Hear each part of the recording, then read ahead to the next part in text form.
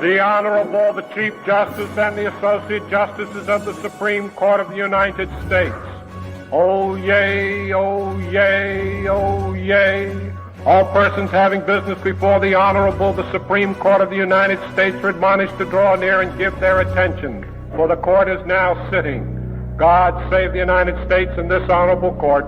That's right. It's time for the Dog and Chicken Show.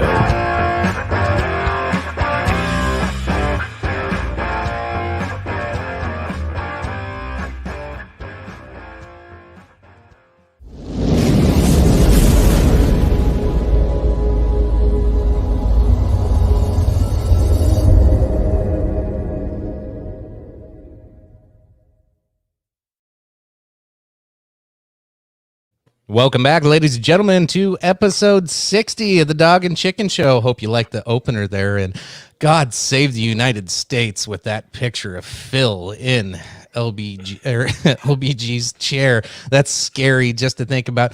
To kick the night off with Thirsty Thursday, I'm drinking some Miller Lite to start with. Scary awesome, you mean? Scary awesome indeed. Tony, welcome, man. What you drinking tonight?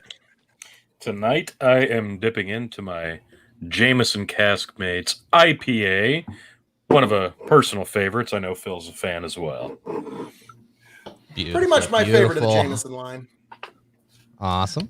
Hans, welcome back to the show. Your second appearance on here with us.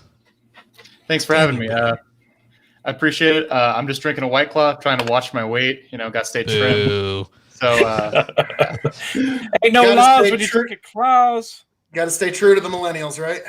And I'm actually a Zoomer. I think it's like right on the cusp. You're right in there. You could right in there. I just posted Hans's YouTube page. You do book reviews, and what else you got going on? Yep. So most of what I do is book reviews. I do historical analysis, political theory. So what normally I do every week is I find a book published by an author that I either have heard about or I respect, and I go through their work. I talk about their key contentions, like what that means for the broader society, and then I rate it and give you a synopsis of whether or not you want to read it or not, depending on your interests. So check me out. Help me get to 600 subscribers. I'm almost there. That'd be awesome. And fantastic. Great. You weren't a fan of Jordan Peterson, I noticed. Oh gosh, he's god awful. I just like there's better ways to get self-help. Like I feel really bad for a lot of people getting suckered into that. Like I think like him specifically. You're jelly. Like, go ahead. I'm so jelly. I want all the young sad boys to listen to me. You know. You started off that video review you started off really charitable, and then you like hit a point where you just annoyed yourself with how nice you were being about it, and it just went downhill. It hurt. Like. I couldn't. It's just. I have a lot of problems with using just mythology and tradition like as a justification in and of itself, and I don't like people that try and like. There's philosophically, I understand where his argument could be coming from, but I don't want to have to build that bridge for him. You know, like when someone like gives me an argument, I expect them to like put all the pieces together for me. I don't expect to like have to interpret like the most charitable interpretation just to find an argument inside of it. And he really doesn't do that. Like if you don't go into his book loving him, like whether you like saw like a lecture of his or something, or like him on like the Rogan podcast, like you're gonna hate it. And I absolutely hated it, and it made it way longer. Like also, I don't think a self-help book should be 400 pages or whatever the hell it was. Like it was god awful. So we will get into that in a moment, and it's due time. And Jordan, Phil, bring us in. This evening, I am drinking a cocktail of TX whiskey. I'm polishing off this bottle, and some Lost Trail sarsaparilla, a marvelous little cocktail on the rocks here. And for those who do not know, welcome one and all to the Dog and Chicken Show, episode 60. King of Supreme. I am the devilishly handsome outlaw himself, your king of extreme, Phil KOE. Check me out at KOE Nation on YouTube right after you like, share, subscribe right here to Big Bucket Entertainment. And also help out Hans in the drive to 600 subscribers. It is time, folks. You know it's the right thing to do. If you haven't, head on over. But this evening, we are diving into the deep topics of today. But the problem is, Chicken, I don't envy you, man. There's just nothing to talk about. It's been such a slow news week. It has. I've been so fucking bored. Like there's nothing going on, and you turn on the news and get on, Facebook Live or YouTube Live, and there's nothing. There is nothing out. Oh shit. No, wait. Everyone agrees on everything. Yeah. Yeah. No, absolutely. we are here. We've got Louisville, Kentucky is not doing very well right now. And we have a Supreme Court battle out of nowhere. Fell from the sky. And also I did a very quick retrospective on the passing of one Ruth Bader Ginsburg. Check me out on KOE Nation to see that. Sorry, guys, I am never above some shameless self-promotion. You should know that by now. But it was. Well it's been quite a week, and we're going to get into that. But Chicken, as you are the host of this evening and the topic du jour, where would you like to start, sir? So one thing we have to address, obviously, because it's been all over the news, all over in the headlines, and it's probably been one of the most concerning things ever since, George Floyd, would be the Breonna Taylor. They came out, no serious indictments, no serious charges brought against any of the officers. And as expected, plenty of protests going around, and plenty of them turned very, very violent in South. Now, sure, it's a small majority, and we can argue back and forth with it on what's right and what's wrong there. But I figure we can go around and just kind of start this off with sentiments on it, because we've argued about Kyle Rittenhouse, we've argued about George Floyd, we've argued about all of these different cases. But this Breonna Taylor one has honestly been one of the toughest ones to swallow. Yep. In the long term, because when I look at protests and I see, Molotov cocktails flying, I don't want to see that being thrown at an officer regardless of the case, but I get this one probably more than most as a more of a libertarian leaning person. It wasn't a no-knock warrant, first off. Well, it supposedly was. They fucking knocked, okay? But whether they presented who they were or not, that's up for debate. It sounds like the cops could have been lying about several other things. What stops them from lying about presenting who they were? Were they in uniform? I still to this day don't know. Were they in uniform? I have no idea. I don't think they were. I don't think they were. No. I always kind of have a trouble with that, because guys like Tony, Chicken, you guys know, and like Hans, there's kind of an old, I don't know if it's even a joke or just a saying, but in the Old West, if you were going to be the sheriff, if you're going to be a cop, look like a cop. Like that's the first, like if you show up to arrest, Billy Bad, and you don't have your shiny, they don't have that tin right there, they might think you could be just about anybody. So, and sounds like that's the crux of this issue here. With everything going on, I've only been able to pay like a kind of a pedestrian level of awareness of this particular topic. But just when you were saying, like, were they presenting themselves, my first question is, were they in uniform? And that's right. That's quite the crux to an issue. T? Let me pull this up. I've got the New York Times pulled up here, and what this article's headline here is what happened in Louisville. I remember bringing this up, I want to say in April or May, because I completely missed this news story when it happened. I think a lot of us did. It kind of surprisingly slid off of the main news coverage because we had so much other bullshit going on. What are you talking about? I know, some crazy stuff, but yeah, this kind of went unnoticed for a little while. But I actually heard about this on Jim Cornette Experience the first time, and I kind of looked into it. I brought it up, and none of us had really looked into it yet. And it's really snowballed from there, obviously, because like you said, this is pretty different from a George Floyd incident. This is people were just at home, not doing anything wrong. They were just at home sleeping. Here's what the New York Times says. What happened in Louisville? Shortly after midnight on March 13th, Louisville police officers executing a search warrant used a battering ram to enter the apartment of Miss Taylor, 26-year-old emergency room technician. Police have begun investigating two men who they believed were selling drugs out of a house that was far from Miss Taylor's home. But a judge had also signed a warrant allowing the police to search Miss Taylor's residence because the police say they believed that one of the men had used her apartment to receive packages. Miss Taylor had been dating that man on and off for several years, but had recently severed ties with him, according to her family's lawyer. Miss Taylor and her boyfriend, Kenneth Walker, had been in bed, but got up when they heard a loud banging at the door. Mr. Walker said he and Miss Taylor both called out asking who was at the door, and he later told police he feared it was Miss Taylor's ex-boyfriend trying to break in. After the police broke the door off its hinges, Mr. Walker fired his gun once, striking Sergeant Mattingly in the thigh. The police responded by firing several shots, striking Miss Taylor 5 times. One of the 3 officers on the scene shot 10 rounds blindly into the apartment. Mr. Walker told investigators that Miss Taylor coughed and struggled to breathe for at least 5 minutes after she was shot. An ambulance on standby outside the apartment had been told to leave about an hour before the raid, counter to standard practice. As officers called an ambulance back to the scene and struggled to render aid to their colleague, Miss Taylor was not giving any medical attention.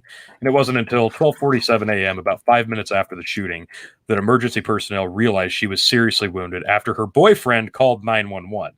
"Quote unquote, I don't know what's happening," Mr. Walker said on a recorded call to 911. "Someone kicked in the door and shot my girlfriend." Essentially, from what I first heard happened was they had the wrong place to begin with. And whether or not they announced themselves, these people were sleeping. So, yeah, of course I didn't hear. He's freaked out because he thinks it's an ex-boyfriend. He grabs his gun to defend himself. So he hears somebody breaking in. That's the whole, point of owning and bearing arms, right? Defend yourself in an instance like this. And he does what you're supposed to do to defend yourself. He fires. And he calls the cops. Little does he know, the cops are the ones breaking in the fucking apartment, blindly shooting into the dark.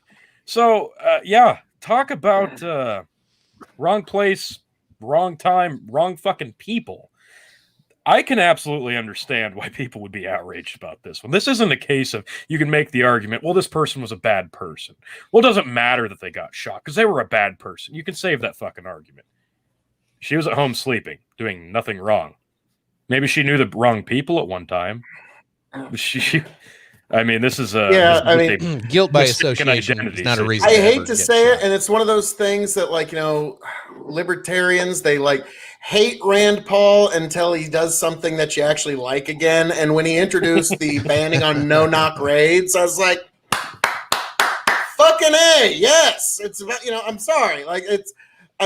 The idea, our justice system is set up with the idea that it's better that 10 guilty people get away than one innocent person does the time for a crime they didn't commit. And I don't really care if we have to have these no-knock raids. What if people throw the drugs away? It's I'm sorry. Obviously this is not a good trade-off. We're having people that are in the wrong house getting shot like this. I don't think we have a very good trade-off here. Now, Urasama says no knock or no uniform raids are a hard no. Hear, hear. Officers should be charged. Absolutely. That's for the courts to decide. Looks like they haven't really anything too heavy, but these Molotov throwers and like-minded violent individuals should experience no lenience under the law. Yes, I understand what you're saying there because, if you're just somebody sitting in your house and somebody throws a Molotov upside your house, suddenly you've got a real conundrum now. You're in a real pickle, aren't you? So, that's but I at least got to give Rand a little bit of credit that he introduced a bill to ban no-knock raids. And he's at least trying to do something. Yeah, Hans, got to give credit. Yeah, Hans here. You've got kind of a rumph look on your face. Oh no, I've just been writing down what you guys have been saying to make sure I don't repeat anything for the sake of adding something new to the conversation. So I agree with most of what you guys have said in the sense that they're I would say I'm not justifying or glorifying riots, but I would suggest that it is extremely difficult for a population to blatantly have justice taken from them and not expect them to respond in a way that's aggressive, right? Because there have been numerous peaceful protests, as far as my knowledge, up until this point, there have been peaceful protests in Louisville for Breonna Taylor up until like up until like the court hearing. And so they knew that there was going to likely be violence because of like the sheer amount of this injustice. So I'm personally, I'm not a fan of like of violence at all or rioting, but I don't think I would say it's not equally bad for a justice system to not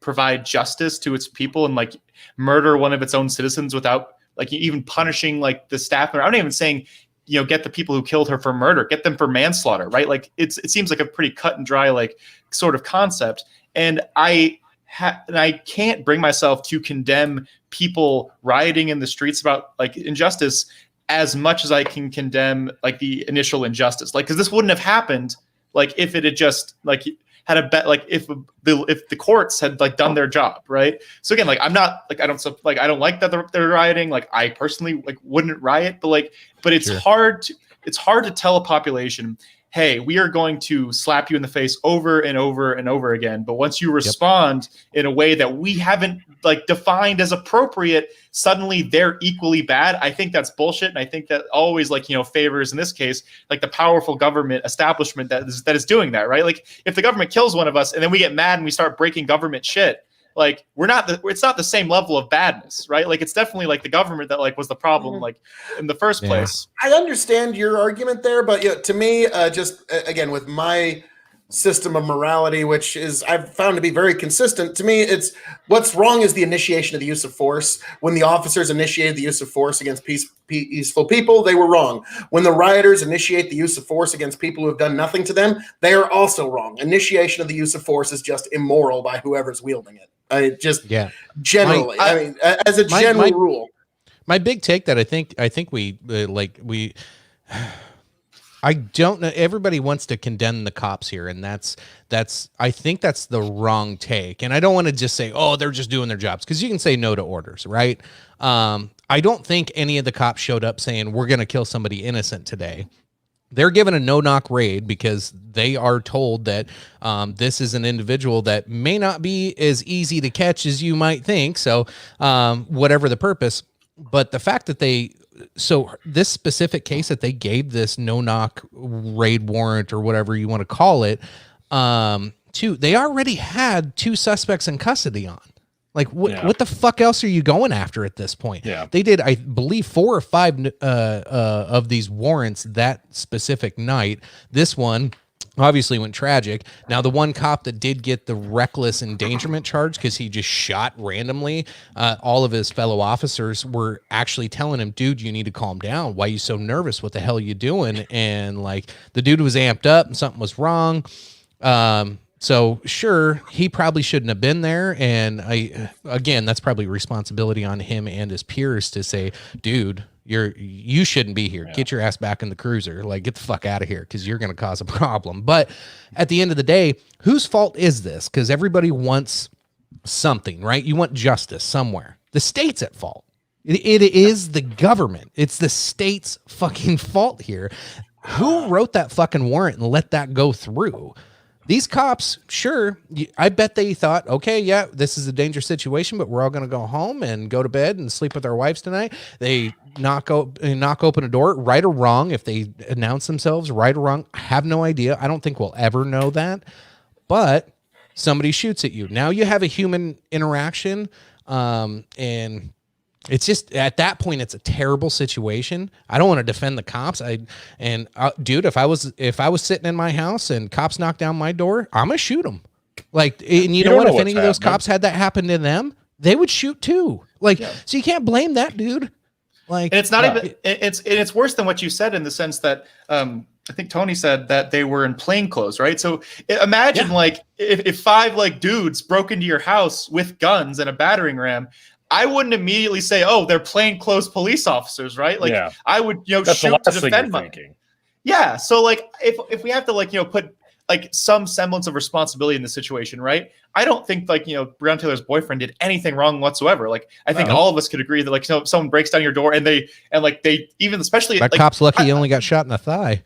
yeah. So like I think there's like I would say there's more responsibility on the police officers in that specific situation. But I would also say that you're totally right and like there's problems systemically with no-knock warrants, like what Phil was saying, with like how like we can't have that in like a civilized society. Like if we have to choose to let someone go free, that's why I'm like personally against the death penalty, because like how it's many constitutional rights are being taken from you in that moment? Yeah, like so many, and then like, and I think that's part of why, again, so like Eurosama talked about this. He's before, like we bring up Eurosama's second to last comment. He said that no knock. Oh, wait, up one more. Gosh, you keep typing, man.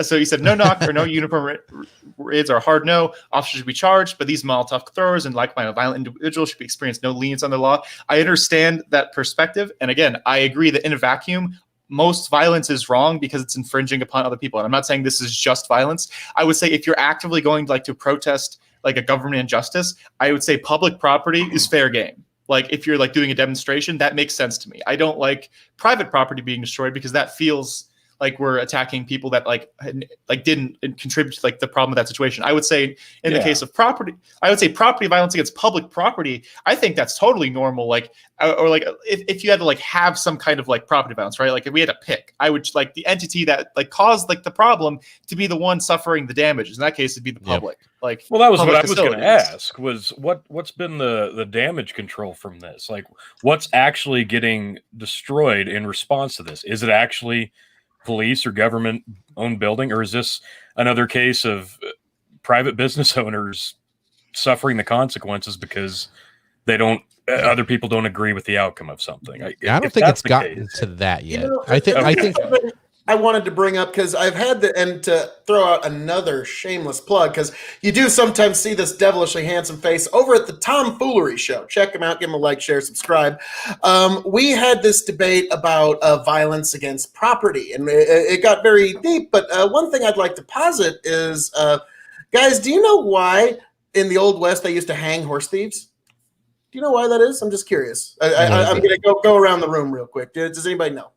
No, just go ahead and tell us. Okay, the reason that they used to hang horse thieves back in the Old West is because in that instance, being deprived of your property could very much and in very good likelihood deprive you of your life. Yep. That horse had everything that you needed to survive going from one town to the next. And if you're deprived of that horse, you could very well die. You could die of dehydration. You could die of snake getting...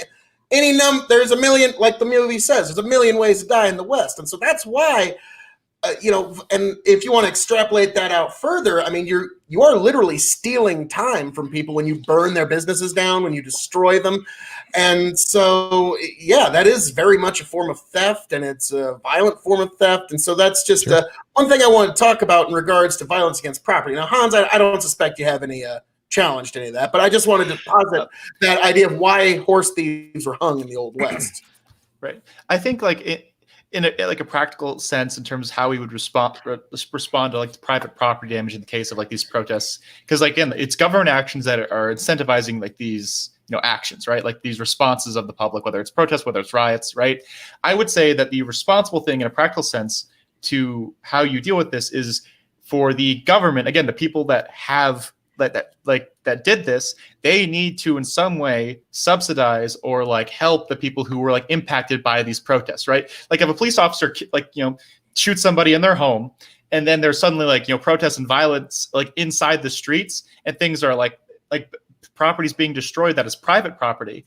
We know the cause of that violence, right? Was the initial action of like the government, and the government has like these sorts of policies for direct damages, right? So like I think it was like the NYPD paid over it was like tens of millions of dollars like in like fees for like disorderly conduct by their police department, right? I don't see why you can't like expand that in the sense of making sure that like the people who are charged with this are taken care of in some way. And again, I think there should be like creative ways of paying for it. I've seen I'd love to get your guys' thoughts on this specifically. This has been going around the internet for a while now, is that if you have these damage reparations, whether it's to people or whether it's to private property, the idea was that the money to repair these places or take care of these people that have been unfairly wronged by the police, it would come out of officer pension funds. The idea is it gives the police incentives to police each other, to make sure that having that one guy in the team say, hey, maybe you shouldn't kneel on his neck, or having another guy What do you guys think specifically on that? I think that's a way of like encouraging better behavior inside the police department and making sure that people who are like unjustly caught in the crossfire, because again, like the riots, I understand why they exist. I'm not a fan of them, but like if they're going to happen, we have to make sure that the people that like have nothing to do with like the Breonna Taylor like situation don't get like, you know, their lives and livelihoods ruined as well. Like, again, that's a tertiary issue for me, but it's not something that we should be like, just ignore. I think you're onto something, but you can't play 7 Degrees of Kevin Bacon with who's at fault when it comes to somebody's property being destroyed. Like, yeah, okay, so the cops failed at this level. It led to riots or protests, which led to riots, which led to this guy's business being destroyed. The cops are at fault because originally they did something wrong. We should expect their funding to be cut to pay for the damages of this. It's almost impossible to have a contingency plan in place that's going to quickly recoup somebody damages. But I absolutely agree in the sense that the people at fault for something are the ones that should ultimately have to pay for the damages caused by it. But when it comes to property damage because somebody acted out because they didn't like how something went, that's where it gets tricky. And it's really hard to put together a full-blown plan on how to handle that. Phil, go ahead. No, I was Matthew had a good comment here that it's not okay to destroy people's shit, period, because you're upset about something. And I kind of have to agree with that. Like, now, but to Hans' point here, guys, like I don't think it's actually a very good parallel, but it does demonstrate the point. Thomas Jefferson did save the French Revolution, which you can argue whether that was actually a positive outcome for the French people. He said of the French Revolution, you cannot expect a people so long oppressed to be brought to liberty on a feather bed. So it's something to keep in mind, that you are going to get some sort of reactions. For every action, there is an equal and opposite reaction. But at the same time, like it is the one thing I am going to keep in mind, people. Use your words. Don't go out and hurt other people and destroy other people's shit, because that's when you surrender any claim to morality. So, yeah, and when it comes to some of these... If you initiate force, yes. If you're defending yourself, that's a completely different... Sure. That's almost a moral opposite, because you're defending yourself from someone else's initiation. But if you're initiating force against somebody who's done nothing against you, public property, that is what we are discussing here this evening, because that's is getting into a area... ready to get you into. It's wide, but it also at the same time, you could also make the argument, well, it's our taxes that are paying for it, so you're actually stealing my tax dollar. And so that is kind of the other side of that coin of the argument that you're making here, is that, again, people's property or indirect tax dollars are being stolen here. So I can understand, like, you know, again, folks, use your words. Don't destroy shit. Yeah. You want to be a moral human, but... And so we got some... Yeah, we'll get to the comments here in a second. I mean, you can keep my beautiful face up on the screen. Jesus. Well, you won't ever shut up anyway, so no, just kidding. Why would I ever need to? I know. So, Hans, I'm going to set you up. I'm going to volley this one to you. So, you know, with the protests, with the rights, I'm one of these jackasses that sits and watches these live protests and everything that happens, and I'm kind of a junkie for it. Just, I don't know, maybe just human curiosity of like, what is going on? What are people's mindsets? What are they actually doing? And all of them that I watched last night, there was a few instances, you know, a couple cops got shot in Louisville. I happened to be watching the live stream on that one. I was like, Jesus Christ. And that was early in the night. Then it was like 4 hours of nothing. And then all of a sudden Molotovs start getting thrown around. And meanwhile, I kept going back to certain cities, and, you know, we expect Portland to pop off. We expect certain cities that have kind of a reputation for it right now, right? The one that surprised me, Oakland, wasn't terrible.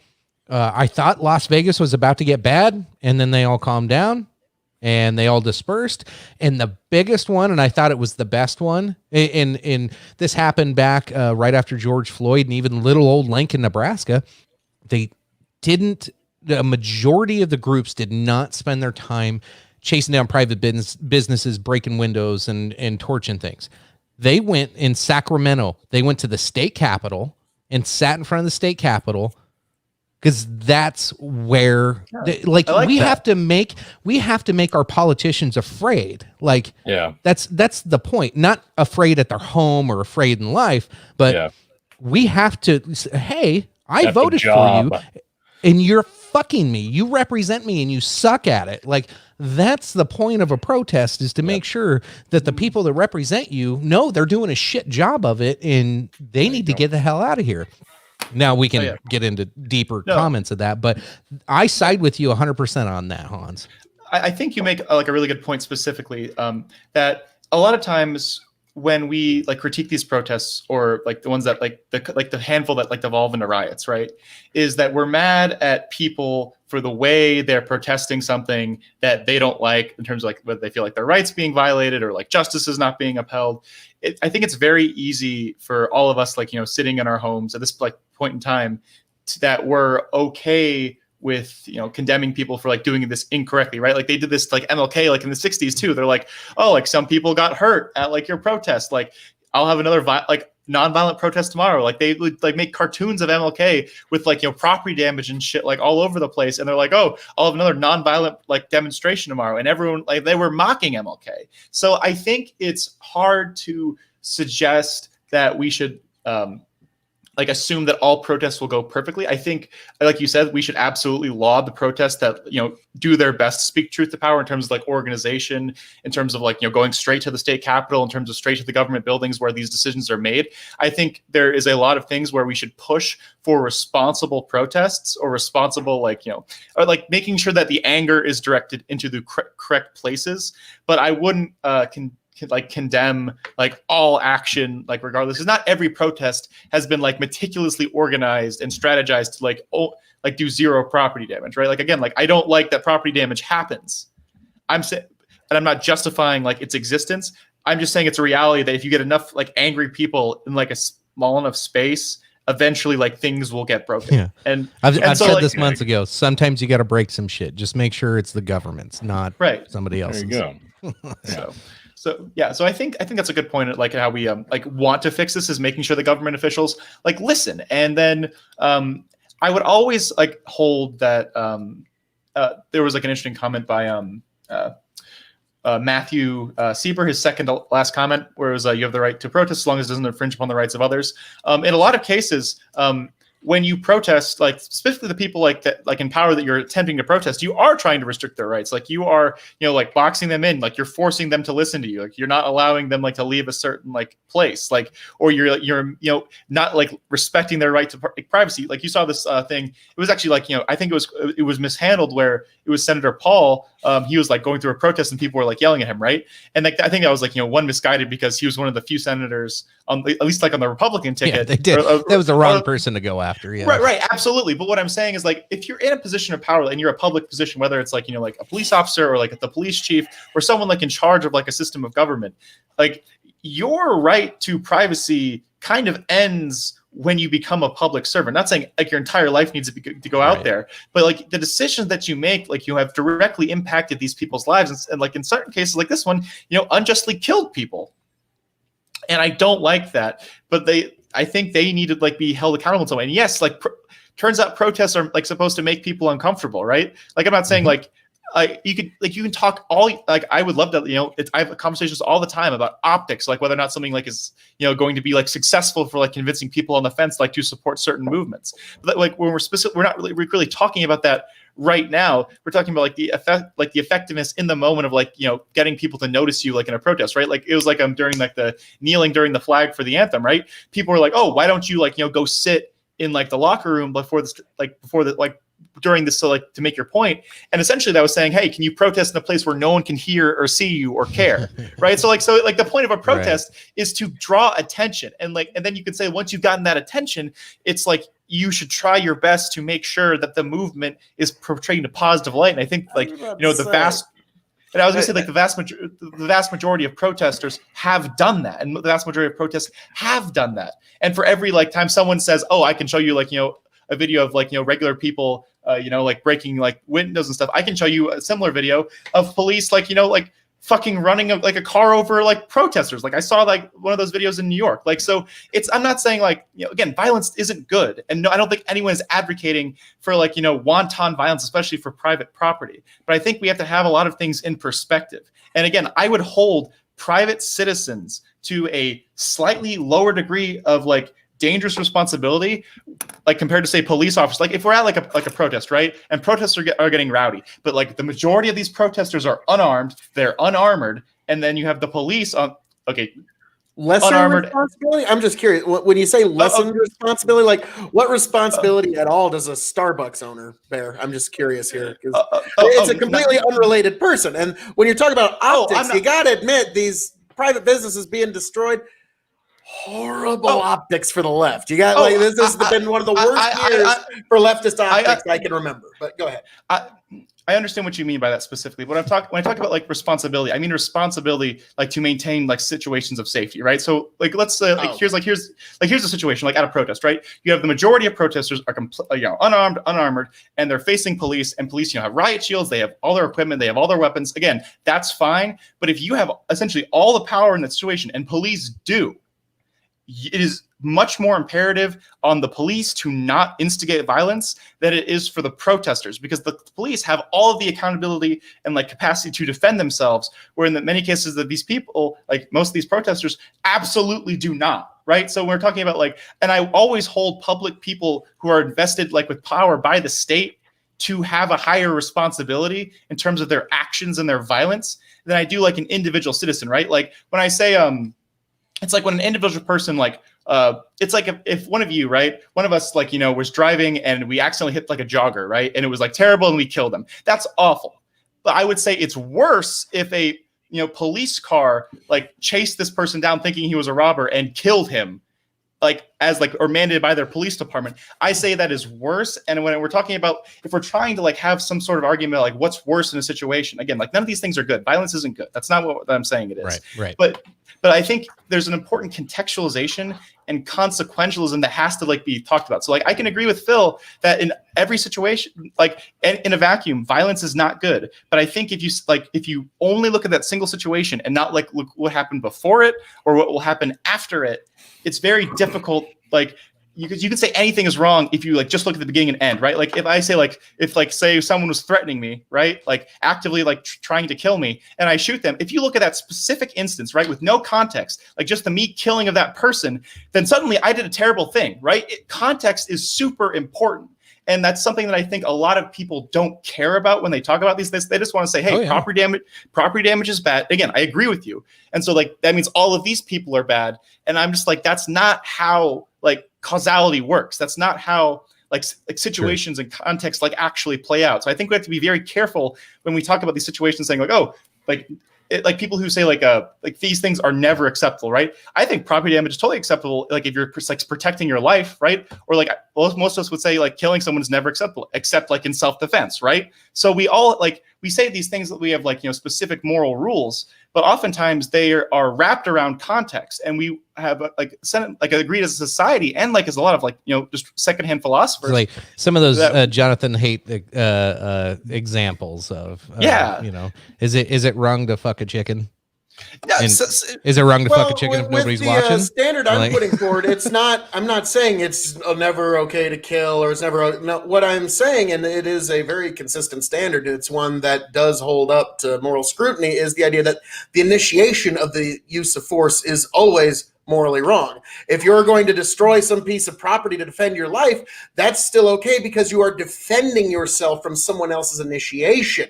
That is the moral divide. So to me, it's like if you're before we get into an all-out initiating gun the debate. use of force. Well, we'll get to that later. This has nothing related to guns. Like what kind of size? Like what, Phil? One more thing, like specifically. So Phil. Rock and roll. So I understand what you mean. Like I get like these things are like both wrong, and that's a consistent philosophy.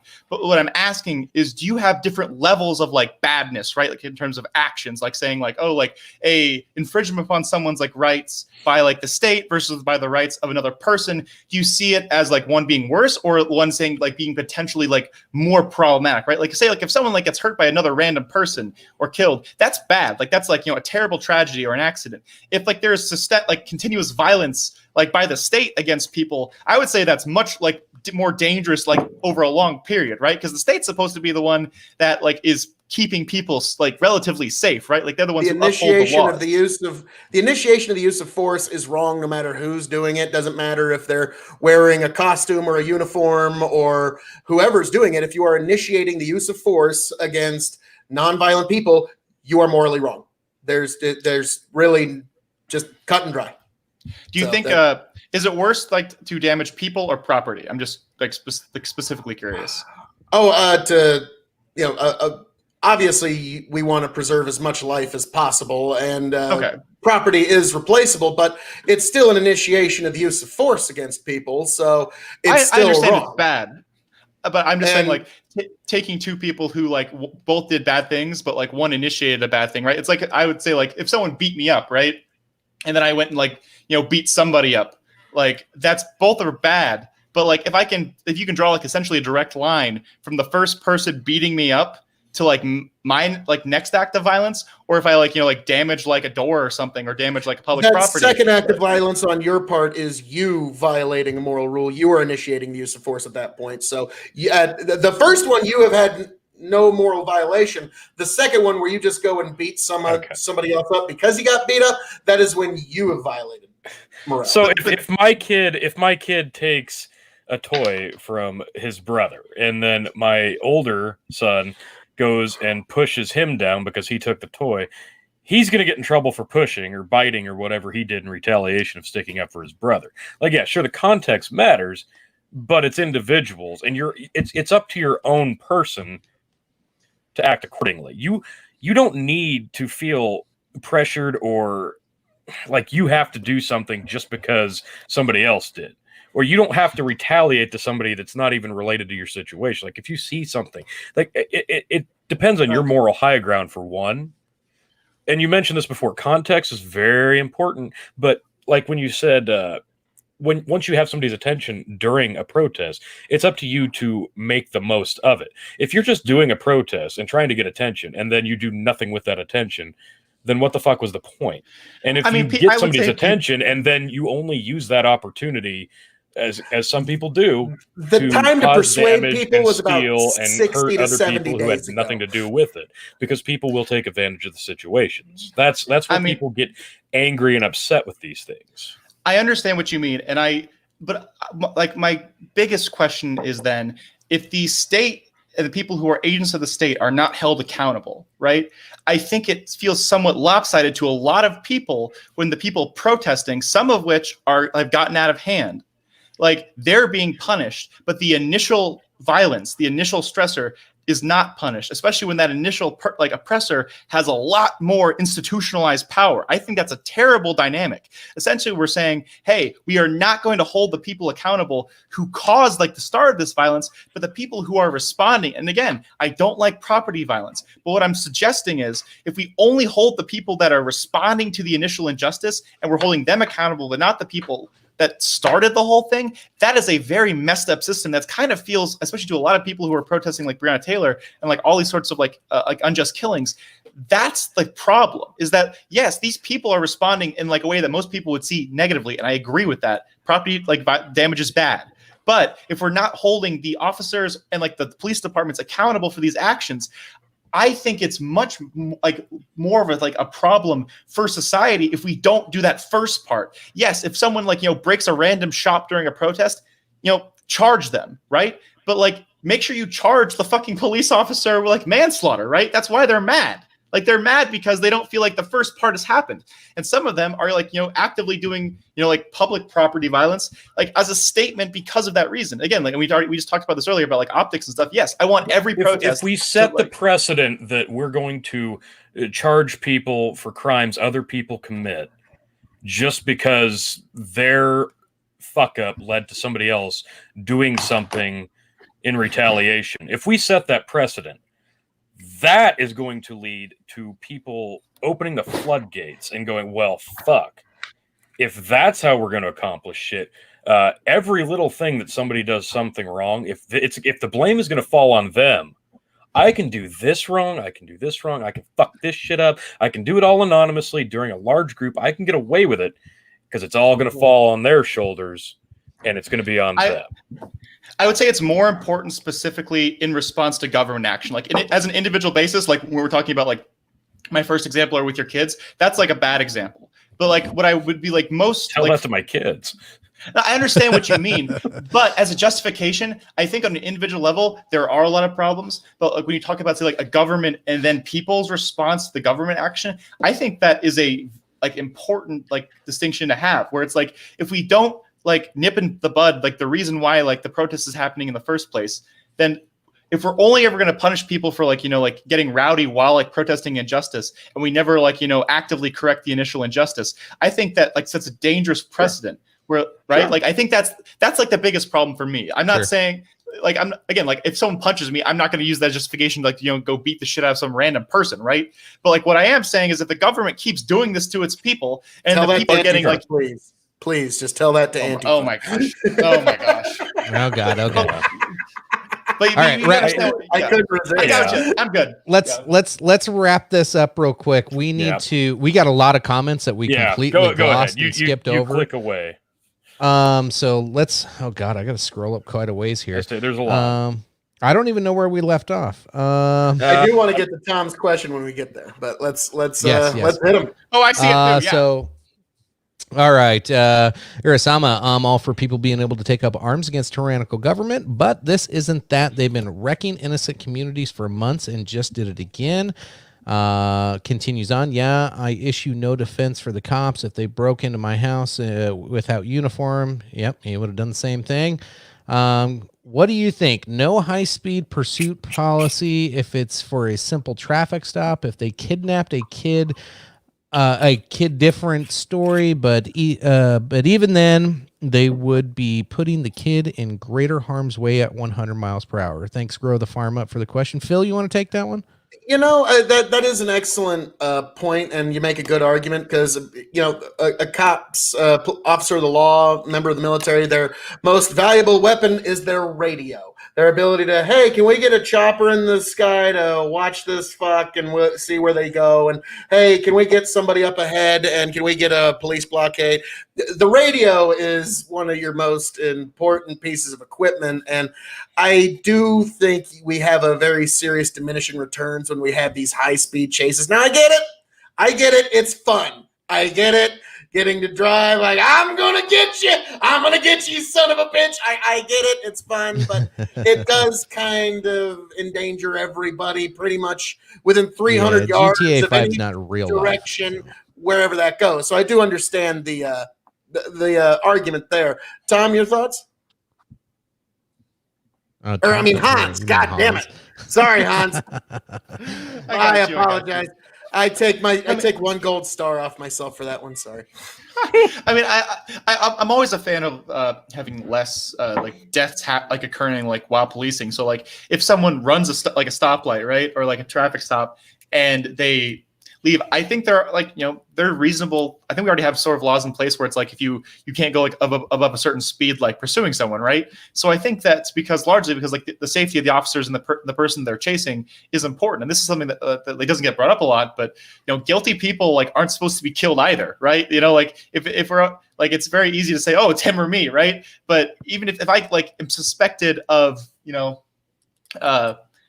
shoplifting a store, right? Or like stealing a purse from somebody. If like the cops see me, they shouldn't just be able to say, oh, hey, you know, he's a scary, like, you know, well-built, like young man. Like I fear for my life. I'm just going to shoot him from a distance. Right. Like that doesn't like, even if I was guilty of doing that, I shouldn't be killed by the state. Like there is a justifiable like difference, like in terms of use of force, I think doesn't like really go explored in this, right? Where it was like with the, oh gosh, like the Jacob Blake like shooting, right? Where you have three guys, like, you know, they all have tasers, and there's this single like, you know, scrawny guy walking around his car, and you can't tackle him, like you can't tase him, like what's the plan with that, right? Like I think there's something. This is actually something that I when I was doing like the gun research that I was doing before, saw this isn't about guns, this is about policing, where other countries like tactics as police are different than the United States.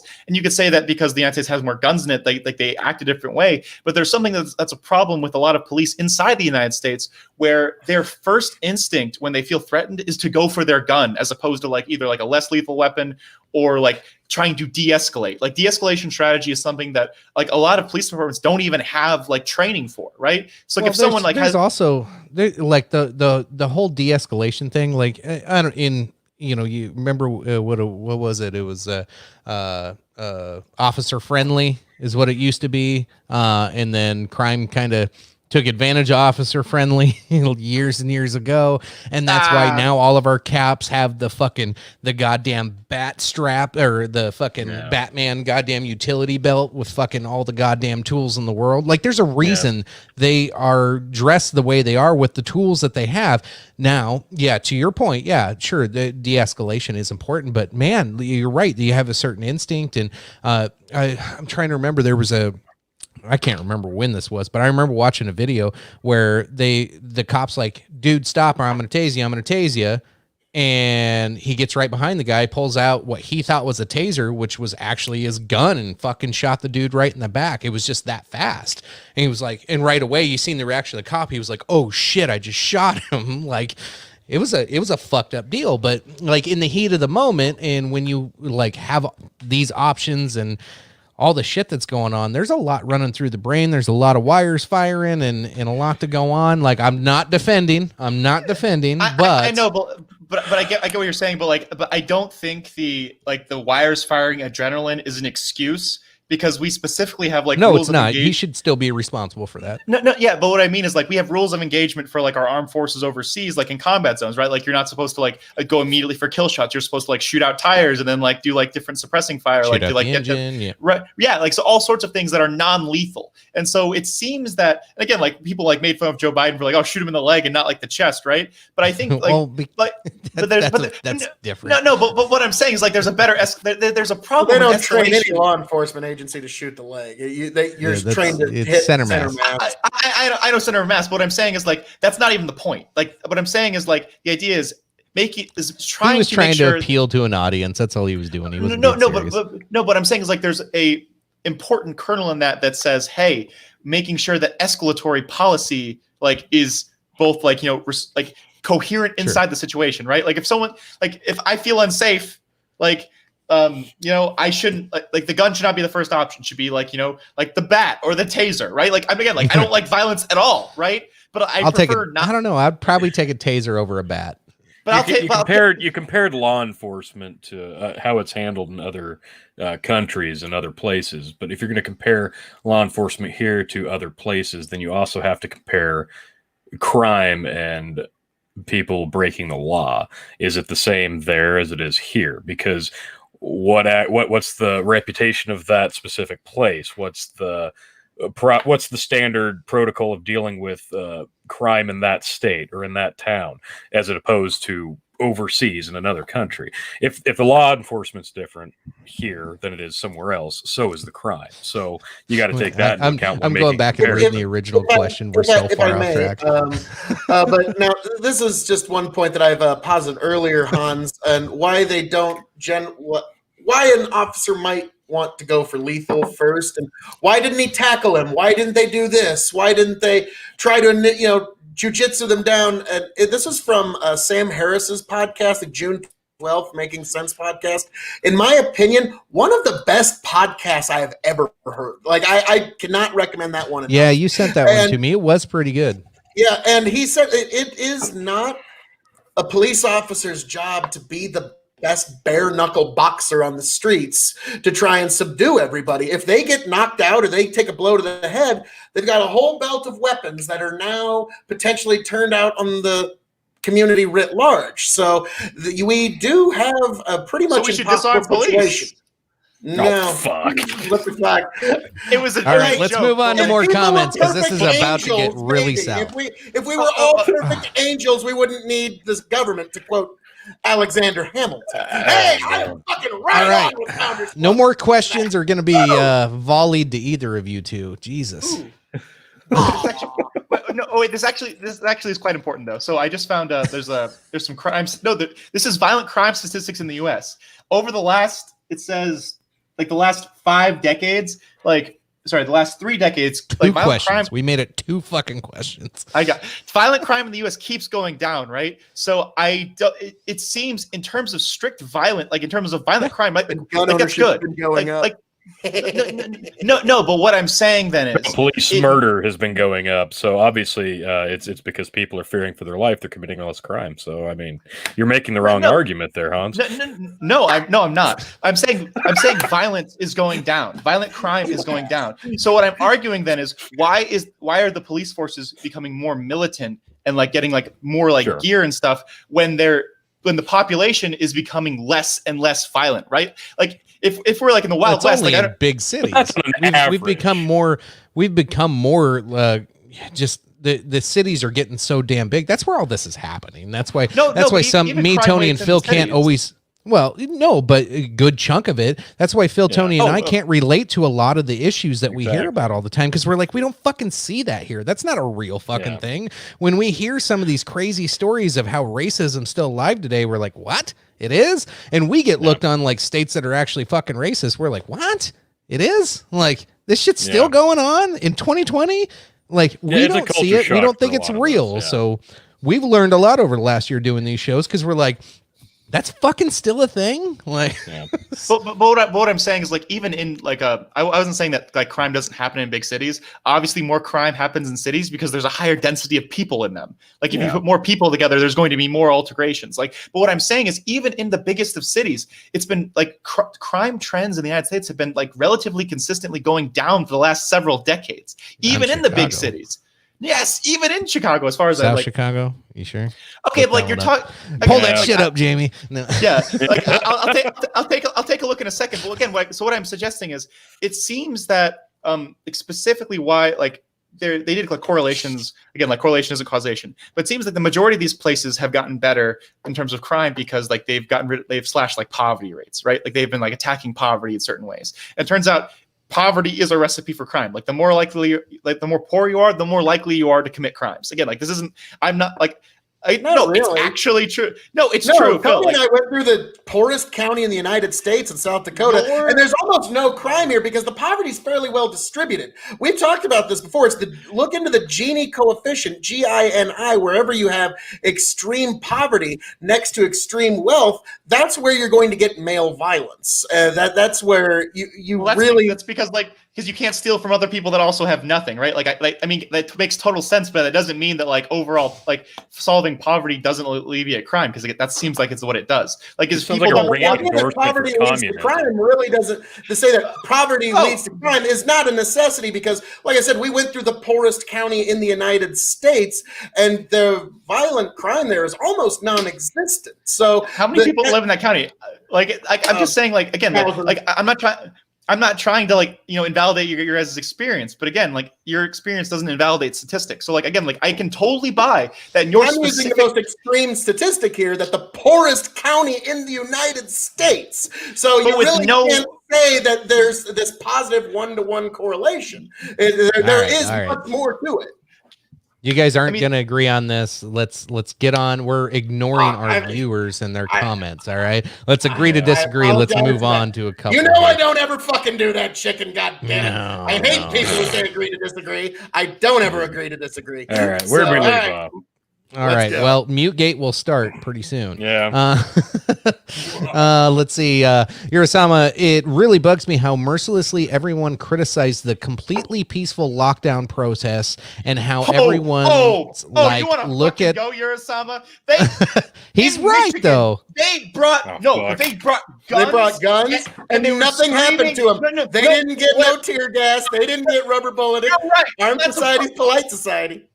What I'm saying is that they're okay with like armed protesters screaming in the face of cops. We saw those videos. Like they entered a state courthouse. Like they could have easily killed politicians. They walked inside with weapons. They did, and the police, didn't respond. This wasn't a violent insurrection. Like they were comfortable with them. They were okay with that. But I've seen multiple peaceful protests get tear gassed. I've seen protesters get charged for kicking tear gas canisters back at the police. Like the weapon they fired at you, you cannot roll back to them for your own safety. Like, I'm saying that it's disproportionate, and that makes this is a different cultural argument now. But there seems to be protests that the police are more comfortable with compared to, because in that case, the police themselves weren't. Okay. The question: the police didn't do anything to the armed protest for the very obvious reason.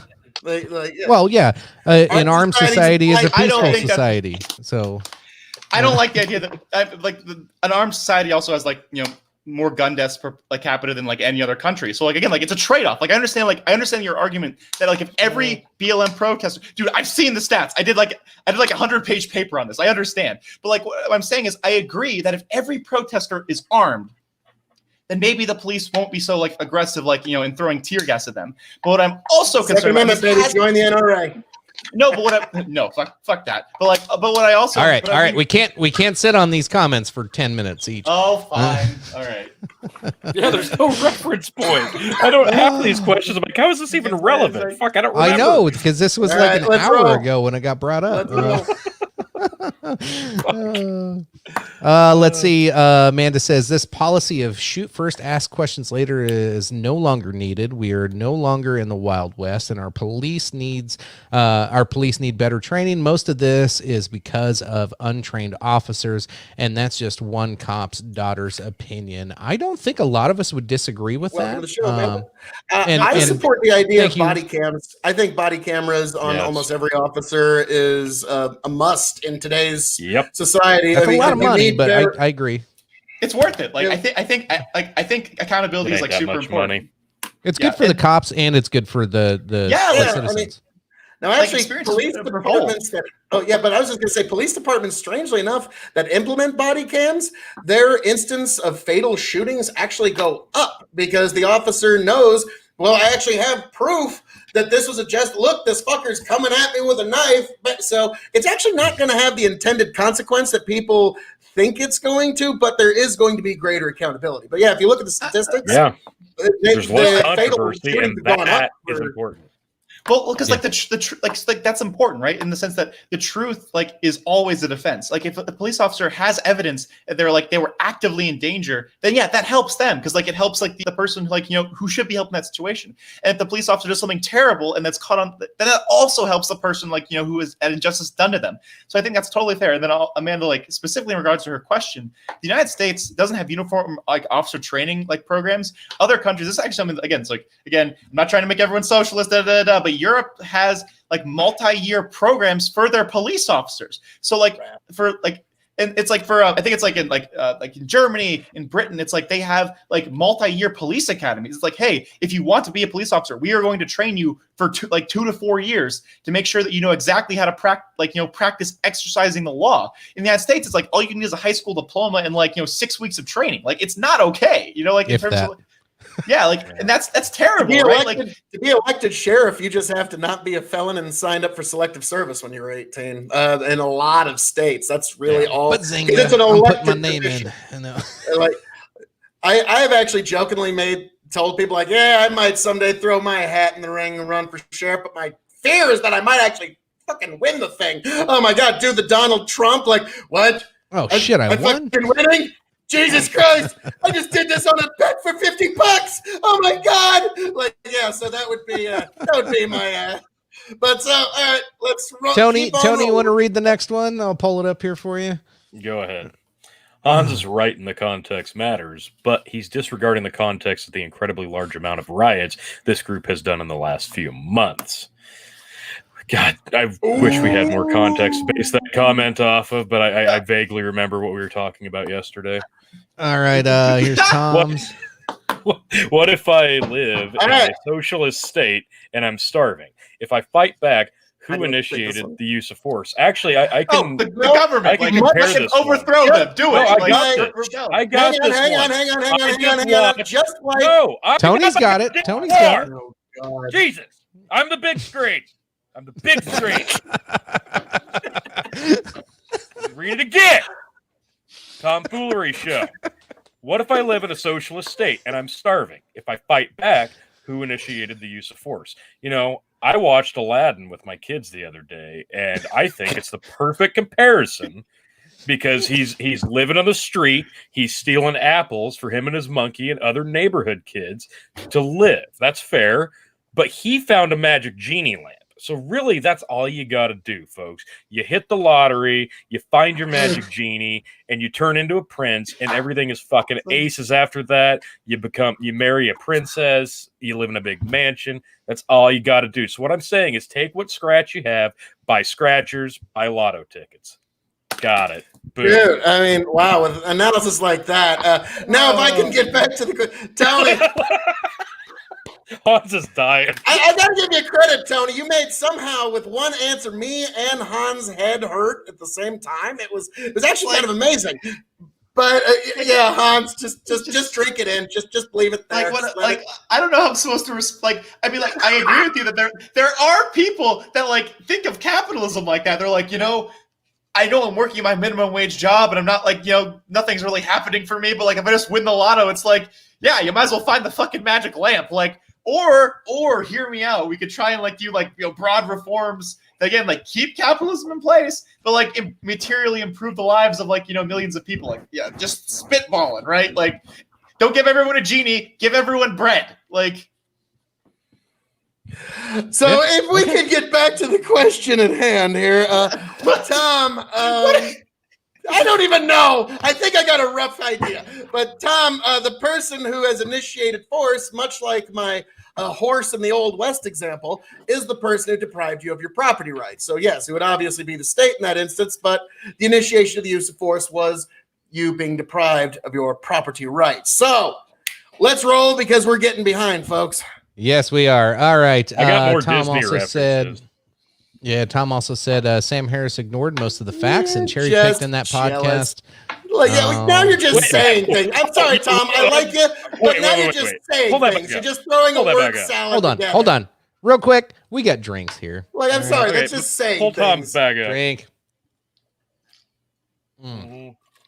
Y'all need to take a drink and calm down. I can say it was overcooked and dry. I thought the podcast. Hang on. was Does very that say dry. Tom Pinion ignored most of the facts and cherry picked in that pod? Oh, Oh, shots fired. Sorry, I read that wrong. My bad. Projection. All right, go ahead, Phil. ouch. You had something to say here. Oh, I was just saying, just like Hans earlier, Tom, you're jelly. You're jelly of the Harris. You got jelly all That's over all you. it is. You're your peanut butter and jelly sandwich, sir. So, all right, moving on. All right, God damn, I'm gonna next make- one. I might make like blood come out of like Hans like nostril or something here. I'm Like gonna make it come out of my ears. Urasama says armed protesters who did not harm anyone. They entered a courthouse and did not kill politicians. I think it's an excellent example of a good protest. If BLM armed themselves and did no damage, I would legitimately love them. I'd sing their praises to the heavens. okay. So Yeah. I would say specifically, like in response to that I am very hesitant to suggest that if all BLM protesters, or even some BLM protesters had weapons, that the police wouldn't kill them. Because I've seen the police initiate violence against unarmed people, with virtually no justification. And so again, I also wouldn't want a big old group of armed folks, though. They didn't. Yeah, but I don't want to shoot out in the streets of the city. Like, if you're talking about property. we It's not see if enough this? of them are armed, you don't have it because Didn't we just see it a there's no few way- weeks ago down? I can't remember if it was in Atlanta or if it was in Florida, where it was. I saw the march. Yeah, it was Like, like, I thought- it was a group of BLM that were taking up arms and marching, and nothing happened. And again, that's It was a big fine. nothing burger. Everybody was like, and- "Oh, they're all gonna get shot by cops." I'm like, "No, they won't." Like, No, so specifically, again, I don't think that it would be I don't think it would go the way that we hope it would go. Again, I want people to be able to protect themselves. I wish more protesters had weapons to protect themselves. But imagine this, right? If we have a peaceful protest, I've seen different publications, specifically right-wing publications, say oh, these are terrible anarchists, even if they're protesting peacefully, right? They got mad because they brought a sign out of a UPS truck, right? So what I'm saying then is, imagine if they were walking around with guns, right? They're gonna say violent who's getting mad anarchists. about that? like Fox News, like like one of That's irrelevant. No, are you talking about shields or signs? Come on. It's a sign. It was a sign. It was made of cloth. So Fox News was trying to shock and awe the audience and say, "Oh my God, they were prepared for a protest." Like it's dumb. Right, Anybody with half a fucking brain already knew they were prepared. That's the problem. There's a conflation between these two things, and that's saying like there's not the level of. It goes both ways, though. Like you want to cherry pick. You want to cherry pick from one side, not the other. They're both doing it. So when you say they're both doing it, I'm saying specifically in this context, I do not think the majority of the media would give the same benefit of the doubt to people protesting racial injustice as they would those lockdown protests. And I've seen this before. Think like the Black Panther Party. Who was given the benefit of the doubt? No. So what I'm hold on. Was it before or after the nurses were out protesting? Which one specifically we're talking? You remember when it was like the nurses are telling you must stay home and you must wear masks, and then all of a sudden Black Lives Matter happens. You get a Black Lives Matter march going right across New York City, going down the street, and all these nurses are outside with their fists up, and half the protesters aren't wearing a mask. 2 weeks prior to that, they're shitting on every person who didn't wear a mask, and this is before it was mandates and all this. But like, so to say that there's it's for one and not for the other, it's horseshit. You see it on both sides. If you just back out, there's different issues. Sure, they don't always have the same meaning, but it's horseshit. It's most of the problems that you see today is all fucking. It's all just magic. They're like throwing these little. Is that magician that like throws the little fire up? If there are two protests and one doesn't like, so we're talking about like specifically like the protests, right? So I would say from those people's perspective, they think it is with COVID because again, there's like. Most I think is like drink. He said it. Yeah. So Black Lives Matter and the people that think the virus is real. Oh, I said the M word a few times. There's a lot of like overlap in those groups. So they know it's real. They think it's real. And when they go out to protest, I've seen this as well.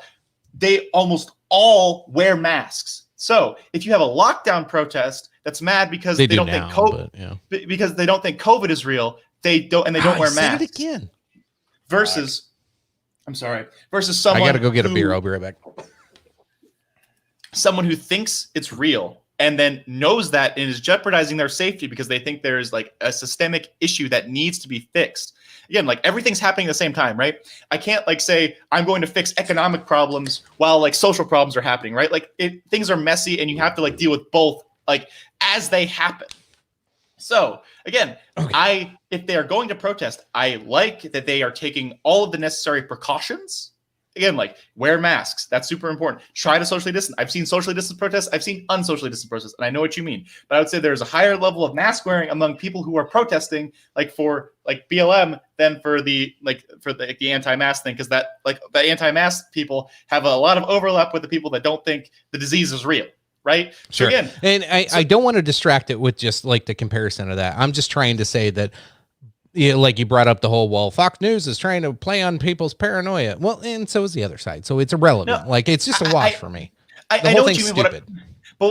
I think it's important though. I don't think it's stupid. What I mean by that is we're talking, if we're saying like, hello, there's the thing seems to be again like Phil's like again I will try and steal man like Phil's position is that hey, I am going to like I want more guns like in the BLM protest and that police like shouldn't bother them, correct? Like again, is that like a correct like instance of your like position?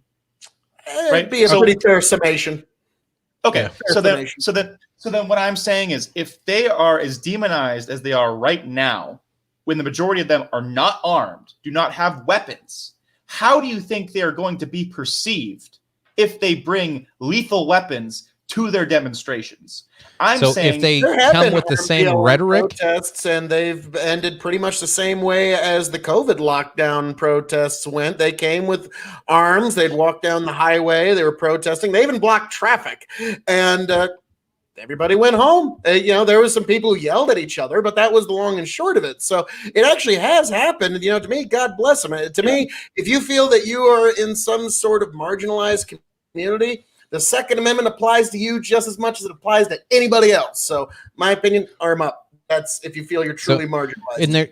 In Hans, the big difference is the rhetoric that they have in the protests, the conversation, the prep talks that they have. Have you ever watched any of the live videos and seen? I've seen some of the videos. Yeah, you heard what they say, right? It's like not ACAB, good. Defund the police. No. Like the threats and the maybe not direct threats. Maybe they're kind of vague threats. There's a different there's a different way to say I'll fuck every cop up tonight. Okay. If I say that and I'm unarmed and I'm just sitting there in a group of unarmed people, that's nothing. Like, but then if you have 100 people sitting there all holding guns and say, I'm going to fuck a cop up tonight. Well, now you're asking for a lot more. That's escalating of violence at that, or leading to an escalation of violence. I don't think they don't need weapons like to justify the escalation. Well, no. You see what I'm saying? I do, but I'd also say that it's a different way of saying it when you actually have the means to really do damage. Compared to rhetoric to charge up my crowd, I can see through it. I can see the distinction of what they're trying to do. I understand what you mean, but what I'm specifically saying, and this is actually something that happened very often in American racial politics, is that once minorities start arming themselves, people become much more sympathetic to banning different types of firearms. Like Reagan in California, when he was governor, he passed gun legislation. Yeah, and he was wrong. Limit guns. He was. He ever did in his political career.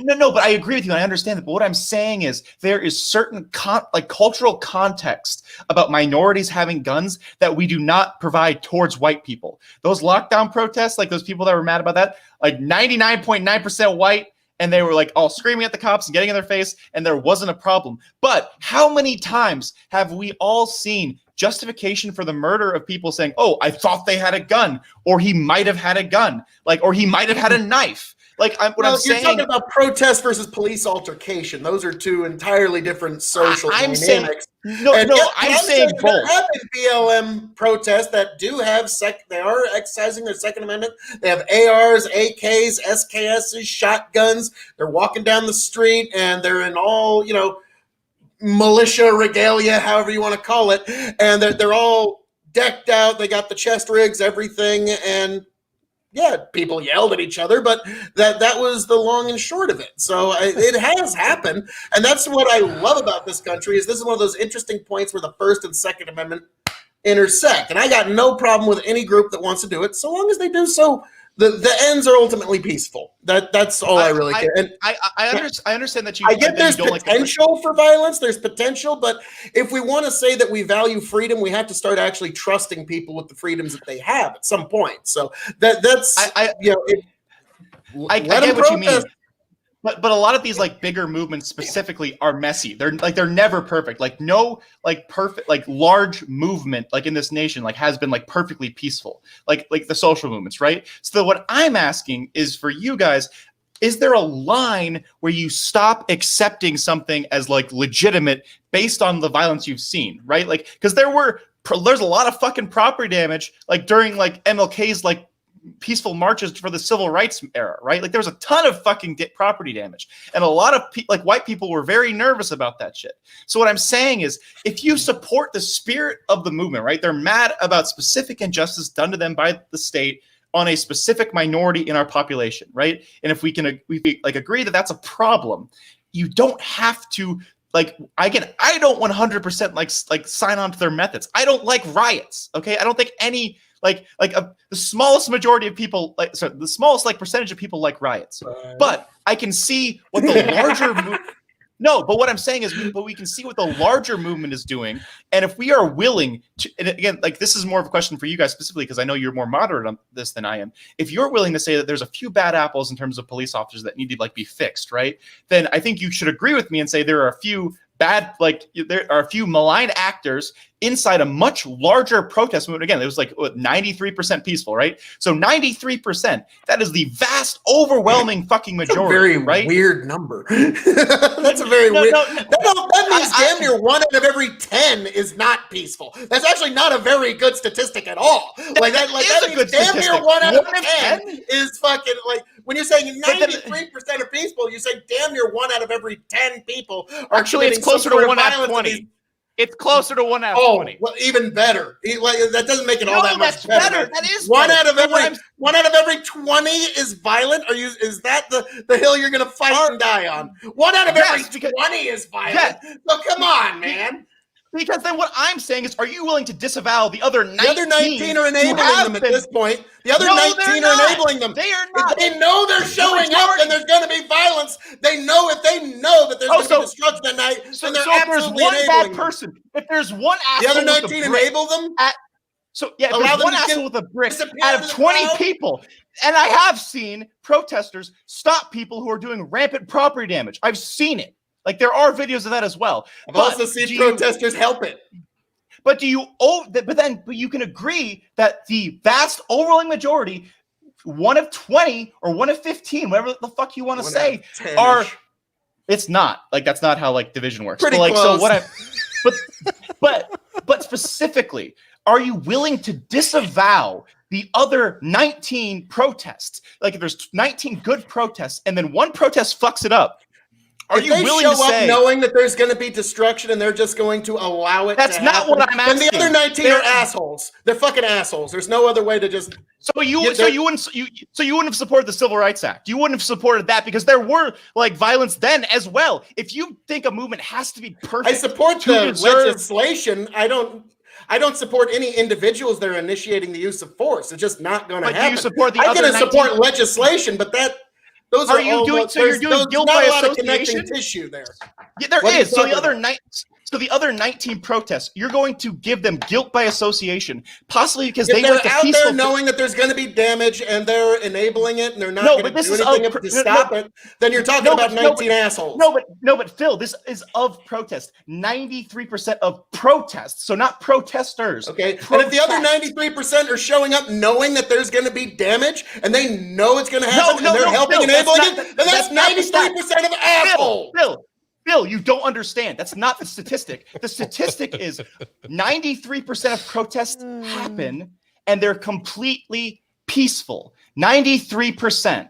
So 7%. I've seen the same statistic you're talking about. 97% of or 93% of all the protesters are peaceful. And it's like, well, it's not protesters, Phil. It's not protesters. It's protests.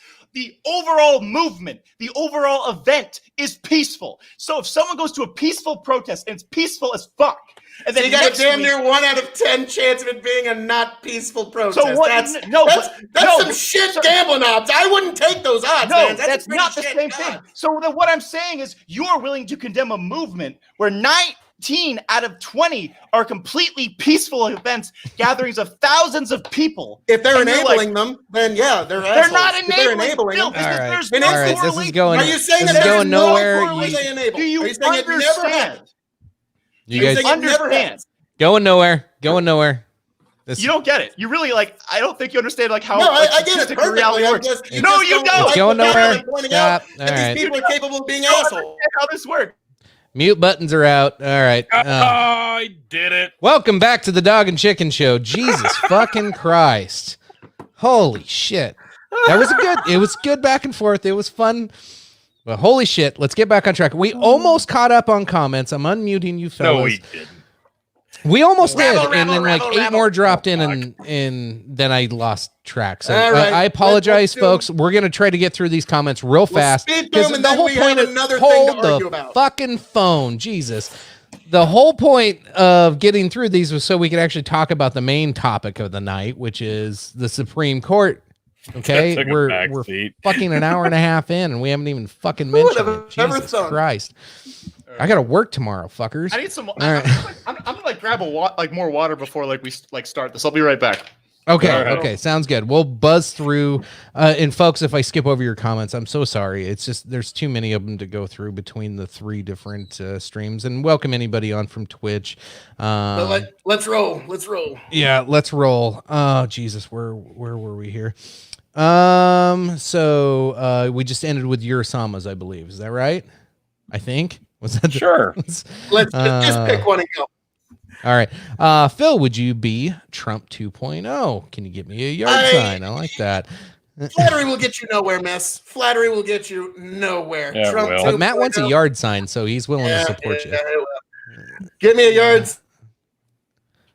Sad So- Phil doesn't have his blazer Hell on right yeah, now. I mean, Me too. If Me they too. Muppets, I may have to. I know, but I'm harvesting right now. I'm actually in my mill. I actually, right before I came on here, I was emptying a semi. I think y'all should pass the joint. You know, a little bit of peace could help. All right, let's Yeah. roll. We should also consider a ton of BLM is white, so there would be black and white people standing armed together in peace. It would be awesome. I agree. All right. Oh shit. Let's see. White Claw, people making fun of Hans on that. Sorry, bud. Like, guys, like, I don't know if you know this, but Yeah, like, for it. I'm killing it. I'm young, and I'm Zoomer. jacked. Like, I gotta keep my figure. Look how big I am. Like, just gotta. Otherwise, like, you know, you can't stay like this if you eat like shit. You know, I gotta keep myself like taken care of. It's like this. All right, I need a promise that we're not going to overreact to this one. This is just an opinion. Urasama here. Lockdown protesters were getting called terrorists by the media for standing there, and bars were getting swatted for opening their doors. Fines and tens of thousands for cutting hair. This is. Yeah, we forget about it the is kinda overreaction to the lockdown protests. So, but again, the armed protests, it was peaceful, and that's kind of the point, is they were armed, and so nothing happened to them. So just something for other protests to keep in mind in the future. I'm sure there's no lessons to be learned there. But all right, let's roll. Because we got something else we need to yell about tonight, goddammit. Yes. Let's see. Tom popped in again. The lockdown protest didn't have police attacking them the entire time. Okay. Because the reason I just said. Yep. But like, isn't that They the were police's armed. fault? It's the police's fault, though, right? Like, 'cause they instigated the violence, then, right? I don't know. No, it's your fault. You asshole. But no, it would be You the keep fault of saying whoever they, initiated first. You keep saying you got to get out of identity politics of mine. Individuals were peaceful. Individuals rioted. I think that was criticism towards Phil. Tom to me? No. No. But no, I have actually pointed out that, yeah, I Whoa, condemn Phil, the individuals treat that adults like initiated adults. I know, Crazy treating bastard. you all like adults. You could say I'm a dreamer, but I'm not the only one. Let's let's see keep rolling. here. I feel bad because I feel like I'm skipping way too many, but we got to get through this. There's a shit ton of comments. Hey, thanks all for commenting tonight. I really feel bad. Oh, there's some comments about I talked about fucking a chicken. Yes, Matt, I am pretty. If I show you videos of white nationalists literally fighting police and the police never pulling a gun, would that change anything for you? Well, could you show me those? Could you show me those same police? I don't know why it zoomed in on Phil. Yeah, Could you show me those talking about same individual police? situations here where people react Yeah. differently. Just if I was because they being didn't attacked, pull a I was gun. having the initiation of the use of force against me. Yeah, I mean, you respond. You're never going to be able to like the- make a. keep You're not going living, to make a keep on breathing. 100% parallel situation that is going to be perfect to that. I That's think what Tom's specifically talking about is there are now recorded instances, specifically in Portland, but like again, other like countries, other like cities as well, where you have militias like working in tandem with police, and those militias are actively instigating violence with other citizens, and the police are not like holding them accountable. Allegedly. So, allegedly, like there's videos of like, you know, police like, you know, like offering like the Proud Boys water. Like, I don't know if you know who the Proud Boys are. They're like actively a gang, like led by Gavin McGinnis, and like he's gone on air multiple times, like calling for violence against like, you know, like protesters and stuff. Like, and so like what I mean is, I think what Tom is what Tom is saying is that the police seem to be treating these like groups with kid gloves compared to other groups. And this is like actually recorded like at the federal level as well, where like white nationalist terrorism is like the largest like cause of recorded terrorism in the United States. Again, like it's because there's more white people, so like obviously there'd be more white like nationalist terrorism, but like there's more than Islamic terrorism, and there's far more than left-leaning terrorism. So, as an actual threat to like institutions and people. I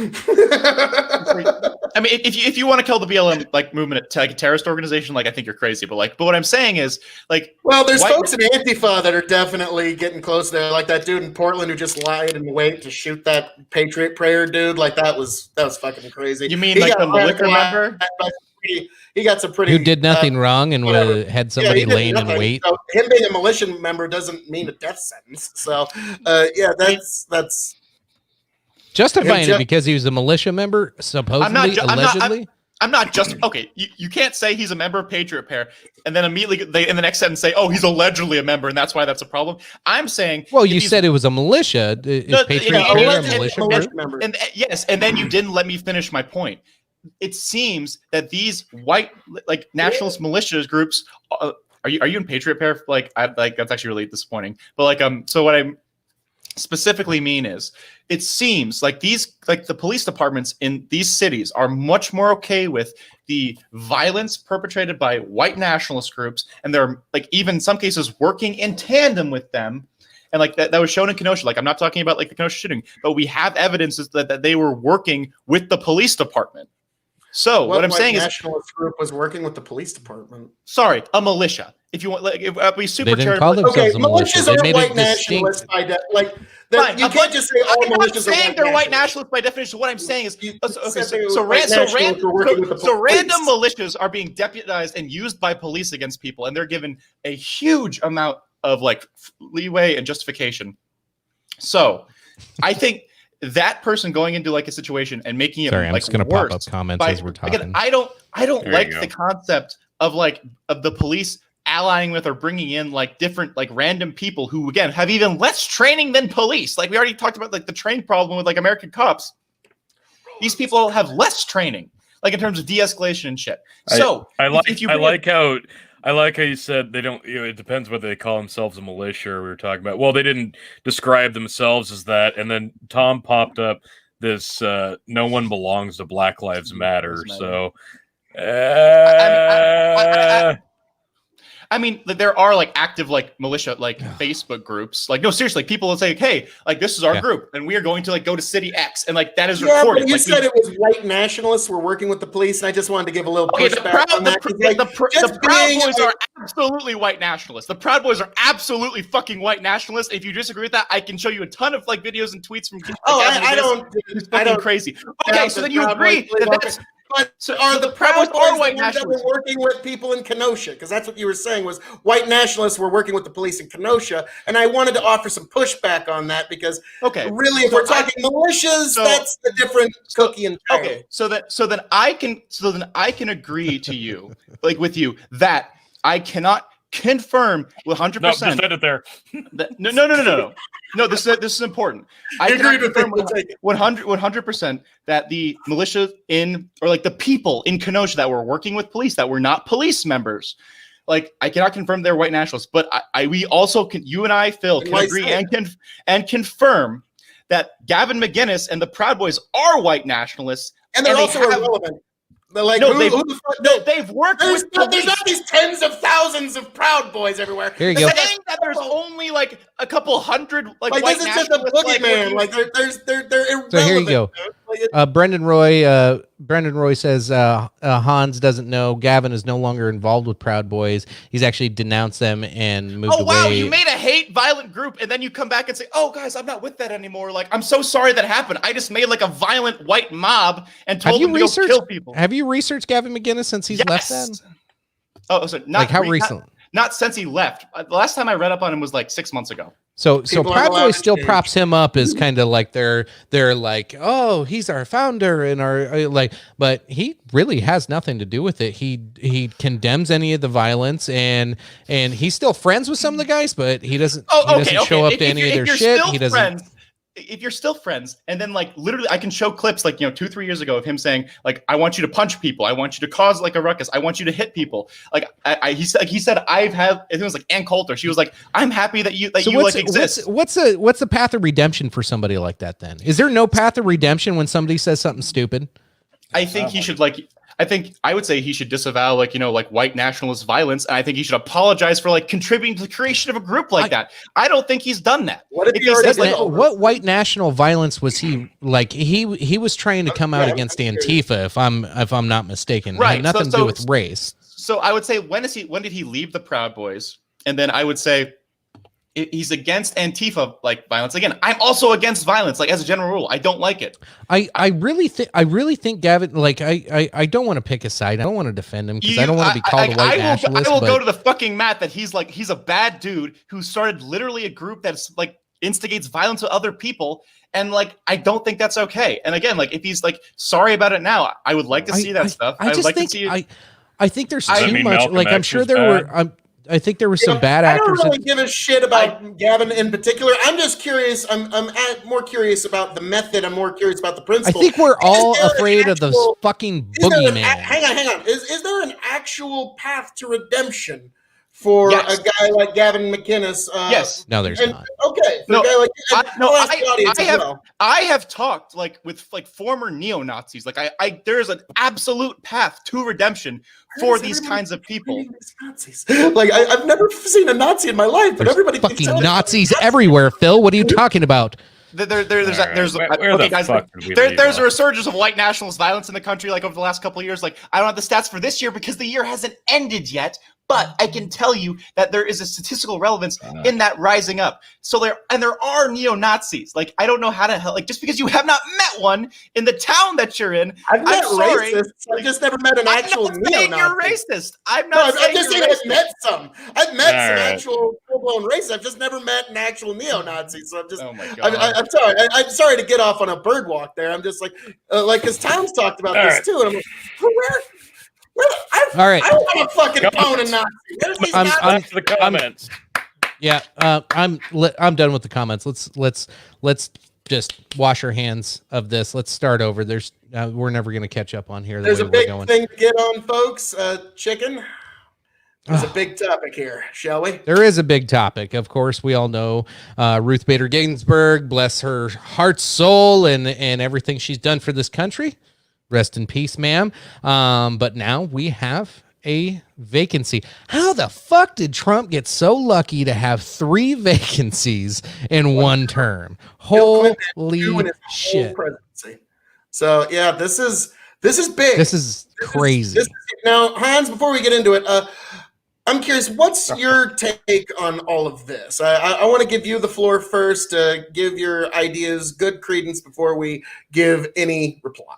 So, Ruth Bader Ginsburg is no longer with us. We have a Supreme Court vacancy open, 40 some odd days to an election, and 3 months to a lame duck. Your take, sir. Okay, so there's a couple of like layers to this specifically. The most easy layer that a lot of people are hitting on is the general concept of hypocrisy, right? That you had Republican senators say, hey, during an election year, there's a lame duck president or someone that might be a lame duck president, and like they're trying to name Supreme Court justice with 8 months left, like in their term, and then like now, like fast forward 4 years, their candidate looks like very much like they're about to lose. And so they're like, oh, now there's less than 2 months left, and we are going to, try and do the same thing. So again, like from a hypocrisy standpoint, I say they're completely hypocritical, but that's not the point. That's not the problem for me. Specifically, there's a concept in politics of forbearance. And what I mean by that is forbearance is the idea that once you attain political power, you will not wield it against your enemies in a democracy in a way that keeps them from being able to participate in the institutions of democracy. So what I mean by that is if someone establishes rules and then for the other people and the other people follow those rules, then okay, suddenly if they're like now in power and they don't follow the rules that they made, that is a huge problem for how like power is supposed to go. Because now here's the kicker, right? 'Cause how are we supposed to like respond to this? So I think it's pretty blatant that Republicans have been hypocritical. But if Democrats do what some of the more radical members have been suggesting, like court packing, right? Suddenly now they're going to be called hypocritical because like, oh, like you're doing like bad things as well. But what I'm suggesting though is if they don't, then you have one side that does not give a fuck about how like rule of law, like, or like the rules that they set down. And then they're going to say, hey, like you can either get a high-minded moral victory and let your like political opponents win political power, which I think is like a death knell for like, you know, how like our government's supposed to function, or you get down and dirty and play like, you know, like some frustrating, like dirty politics back. And I don't like that either, because that whittles away at like the foundations of our like Constitution, that whittles away at the foundations of our democracy. So you're in a no-win position. Either you respond in kind to like the other group that is, again, not playing ball by the same rules as you, and you make things worse, and you're now like complicit in like the degradation of our like institutions, or you do nothing and give them a free political win. So I think that's terrible. Like there's a no-win thing now. Like people have said, hey, it'd be best if Republicans would, like, you know, like let like the winner of November 3rd pick in the same way that like Democrats did. And again, so this is like something specific.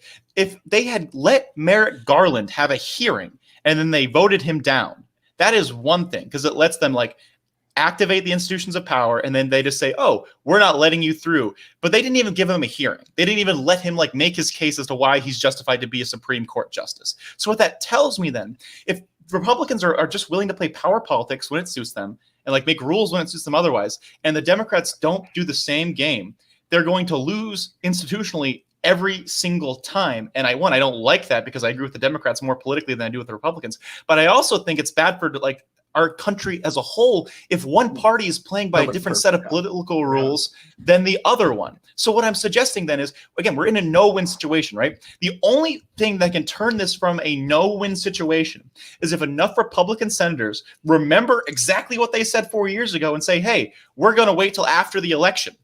And that's fine, because right now Trump already has a 5-3 majority on the Supreme Court. So we're talking about like a constitutional crisis. Roberts is a little too wobbly. He sides with the liberals whenever there's a case that gets enough headlines. So he's too wobbly. But what I mean is, specifically, again, there shouldn't even have to be a constitutional crisis for the election. The reason why Trump wants to stack the court, again, I understand political power. I know why he's doing it. In the court. The Democrats are the ones threatening to stack the court. They're the ones that are threatening it. It won't work. No. That is absolutely somebody different. died. Let me explain. And he has the right to actually. Hang on. You've had a second here. Somebody has died, and he has the right to fill that seat. That isn't packing the court, and it's the Democrats that are threatening to do it. He's doing it during an election. He has the Senate. The same way. He has the Senate. It doesn't. So you're matter. just saying if we can wield power, then like we should just do whatever. What I'm saying is elections have consequences, and the people gave the Republicans a Senate majority, and they have elected Donald J. Trump as president. Elections. It sounds like you're a fucking hypocrite, and that's fine. But if I actually wasn't podcasting 4 years ago. But if you're willing to be a hit. What was your opinion 4 years ago? Were you okay with what was my opinion 4 years ago? Well, Mitch McConnell, I will say this. I'm really happy that some bitch is fighting for my side. If I was on the left, I'd be fucking really... I want a yes or no question, Phil. I want a yes or no. Would you think it was okay that the Republicans did that? And if you say yes, then you tacitly accepted the rule that they laid down. Oh, they should have at least given him a vote, but they the Democrats... Hang on. Now, if the Democrats get power, they have every right to hold up a Republican nominee for 290 days. Turnabout is fair play. So you're saying... They have every right, man. That's... Oh, wow. If the Democrats hold the Senate and it's a Republican president and somebody dies in the Supreme Court, Democrats have every right to hold up a nominee for 290 days because turnabout's fair play, man. So what you're saying is you're specifically allowed to break the rules and then say, oh, hey, now the rules were broken. Fine, the Senate you get to do... or not. The Senate that was fucking bullshit, and you know it. Like they didn't even give them a hearing, so they didn't even do the thing that you said that they would do. They didn't even let them try to have a hearing, which is what they were earned over that 290 days. And so now your justification is, hey, I promise if you guys get power and want to fuck us, like let's hope there's a super play, man. let's hope there's a super similar. You don't even understand like the concept of forbearance. You're literally saying my side will fuck up everything as much as possible, and then if you guys I would have given that same credence if the Democrats hadn't tried to impeach the president over fucking politicized horse It is shit entirely a non just this last sequitur. year, Stay on then- task. Stay on No, point. I'm saying this is the not game same of politics. They're trying to remove a duly elected president over horse shit, and now we're supposed to. No, we shouldn't put in a Supreme Court justice when we have the right to, because it'd be so mean to the Democrats. Yeah, I'm sorry. That's not what it is. It's not mean, Phil. If they literally set down a rule 4 years ago, They have and the now right. they're The people violating voted them in. The people voted That's a not the Senate same majority thing. for this reason, to fill They a didn't Supreme even Court. let This them is have a why hearing. They the didn't. Republicans were elected, was to fill the Supreme Court vacancy. So you're when they came. okay with. So you're okay with any amount of Elections bullshit, have like, consequences, is what I will. That's not an answer. You're It okay is. with one political party like putting as many people in the court, disregarding their own rules that they made. They literally said, "This is why we can't do it." Here is historical precedent as to You're why. saying a Oh few no, people no, might have no! lied. You I can- was under the impression we were talking about politics here. Yeah, That's this not is a wielding fucking reason, power Phil. when You you can can't- get it. Yes, That's I what the understand game that. is, man. I'm sorry. No, it's not. You cannot just say hypocrisy and breaking your own rules for the pursuit of power is okay. That is not an acceptable thing. Saying, "Oh, guys, politics is messy. Like, I'm going to break all the fucking rules." Oh, fine. Why do we have a constitution? Why do we have a constitution? Okay, then cool. Politics happens. Joe Biden wins. It has been proven constitutionally that the Congress can make more fucking seats. So then, let's say they put Until the 6 more Supreme justices Court in. votes it down because it no longer makes them a co-equal branch. They're no longer a check and balance. And the Supreme Court has legislative purview. Wow, So it's going to get almost like- slapped it's down. almost And like you I just hope want a we one-party all get ready government. for 9 Supreme Court justices for the rest of our natural lives, folks. Because the Why? Supreme It's- Court it's- will have to Oh wow! make that ruling. It almost seems like one party isn't practicing forbearance, which is what I just talked about, where they literally get power and then use that power to make sure that they remain in power. One party just permanently. tried to Do you? impeach a president over horse shit. They- So forbearance went out the window I'm so- fucking a long time ago. That is 49 not the same comments thing. since I left. Stay Jesus on Christ. fucking task. It's not the same thing. We're talking I about am. the Supreme Court. This is all Why happening do the you same keep year, jumping man. around? You can't. No, it's You're not. just It's saying all right, context, all right. man. Boys. This is the full context of the All right. situation. I don't That want is to not mute. I don't want to context. mute. You can't- Let's you can't- take a breath. you- Take a breath. you- Who's Fraba? You cannot. If that's in the same year, our context, man. Oh no, they're not. Phil, you can't say Yeah. like one side It's, sets down a rule 4 years ago and then they break the rule and then not The expect the McConnell other rule. side. They haven't broken any rule. They have not broken any rule. If the Republican, if there's a different party in the Senate and the president, You are such a don't count partisan on. hack. Don't All right. count on Fucking your hypocrite nominee and a getting hack. through. Like I'm losing so much respect for you, dude. Like I don't know if you Dude. hear All yourself. All right. They didn't. All right. All right. That was the rule. You're literally just Woo, woo, saying woo. it's So- okay for one All right. side. Mute Yeah, button's fucking coming out. good, All right. right. All right. All right. We're going to take a quick breather real quick. I'd like to get Tony's view. Oh, fuck. Tony left the show. All right. Unmuting you fellas. I want to give my take real quick. Rabble. That's what this whole thing fucking feels like. I want to give my take real quick because like, oh, Jesus. You guys are obviously at wit's end on this one and not going to agree on a whole lot of stuff. I So want- let's- I just wanted to let's let calm down. I just wanted to get that out of the way. No, let us have a goddamn take for a minute, Hans. Phil's position. I'm just saying it is not Oh, good for a Jesus. stable fucking democracy. It's literally not. So Like that's go ahead. here. Neither is impeaching a president over horse Oh, shit. Jesus. That's really bad Children. for democracy. Way Fucking worse, both of you. actually. Jesus Christ. Elections have consequences. What can I say? God. Go ahead, chicken. To Phil's point right there, elections have consequences. Now, we had an election 2 years. Oh, fucking how long ago? The Senate has been taken over by Republicans for a fucking reason. Expanded What- majority, even. Yeah. I mean, what- they have like they represent 15 million like fewer people. I understand like, and I believe that Senate is like an antiquated thing, but I understand like yes, they have the control of the Senate. So are so you the saying voters spoke. The voters spoke, right? that, not like majority of Americans, but like what you so I But- understand what you.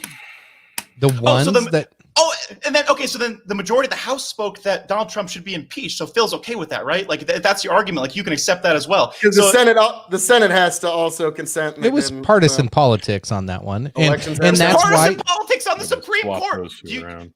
Do you guys think the Supreme? Okay, like serious question for like Tony and like Chicken. Do you guys think the Supreme Court is apolitical?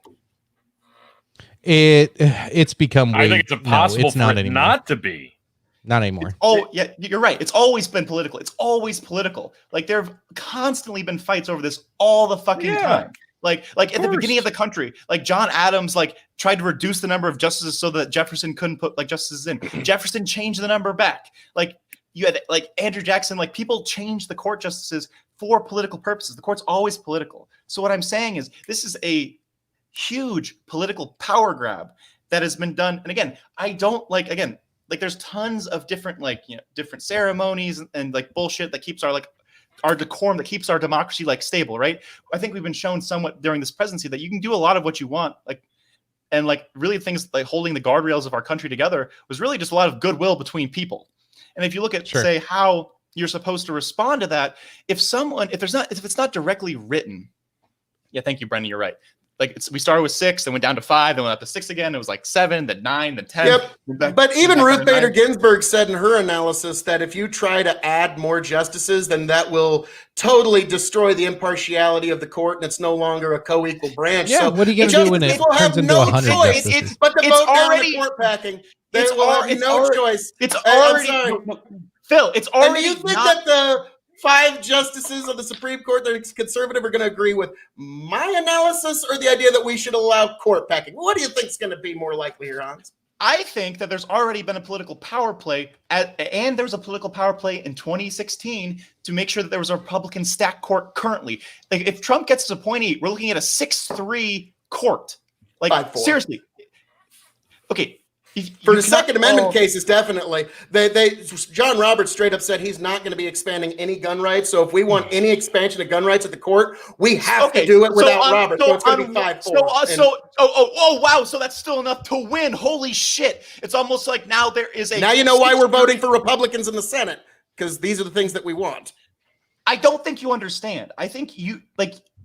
Can you explain back to me what forbearance is? I'm serious. Do you understand like the problems that this causes? If one group like does not care about like the decorum and the rules that they laid down that keeps like the country like stable and like the politics stable, if you just make it a consistent series of power plays, do you understand how that can escalate? Whether it's court packing, whether it's court reduction, been escalated.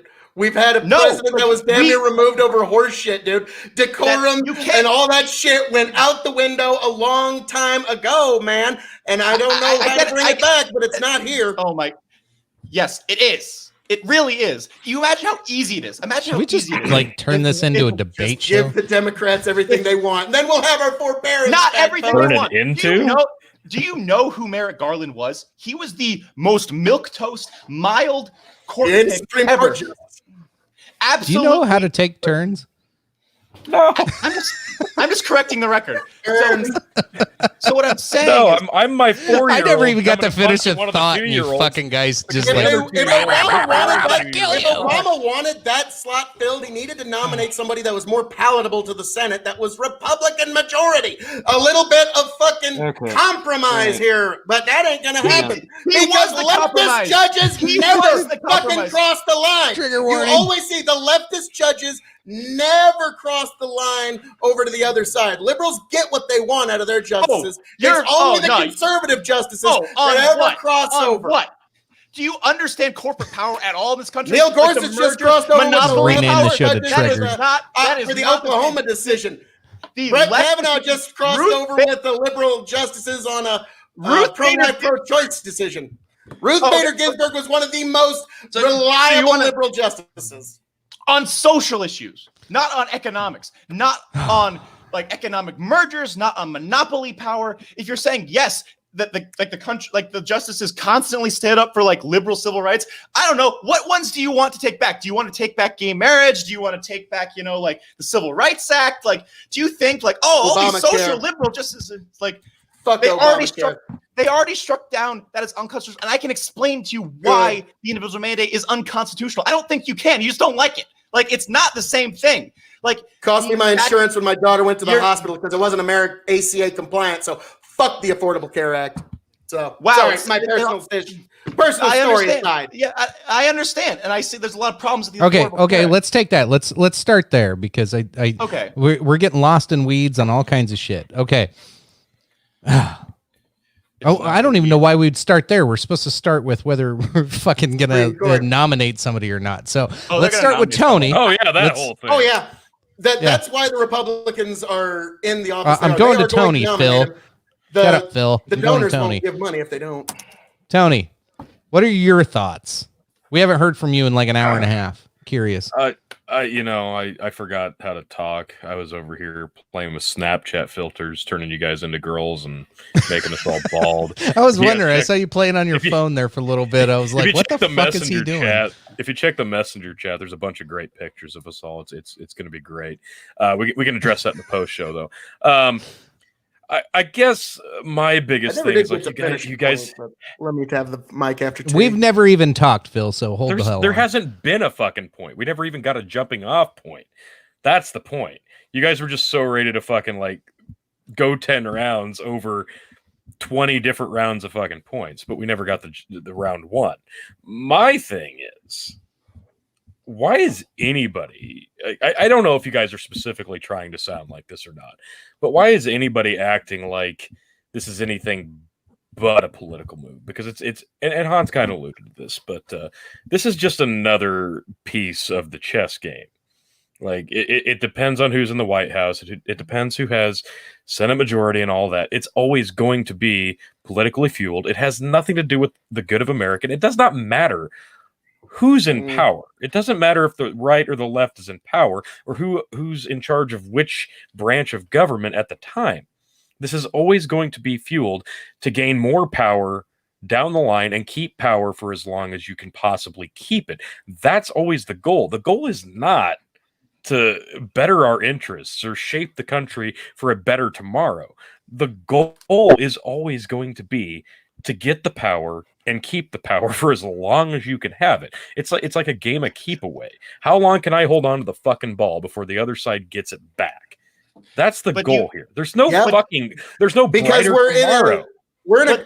Give me one moment here, Hans, because I didn't get to finish a couple of points. But now, Tony, We'll let Phil have- go, and then I'll go to you, Hans. Okay.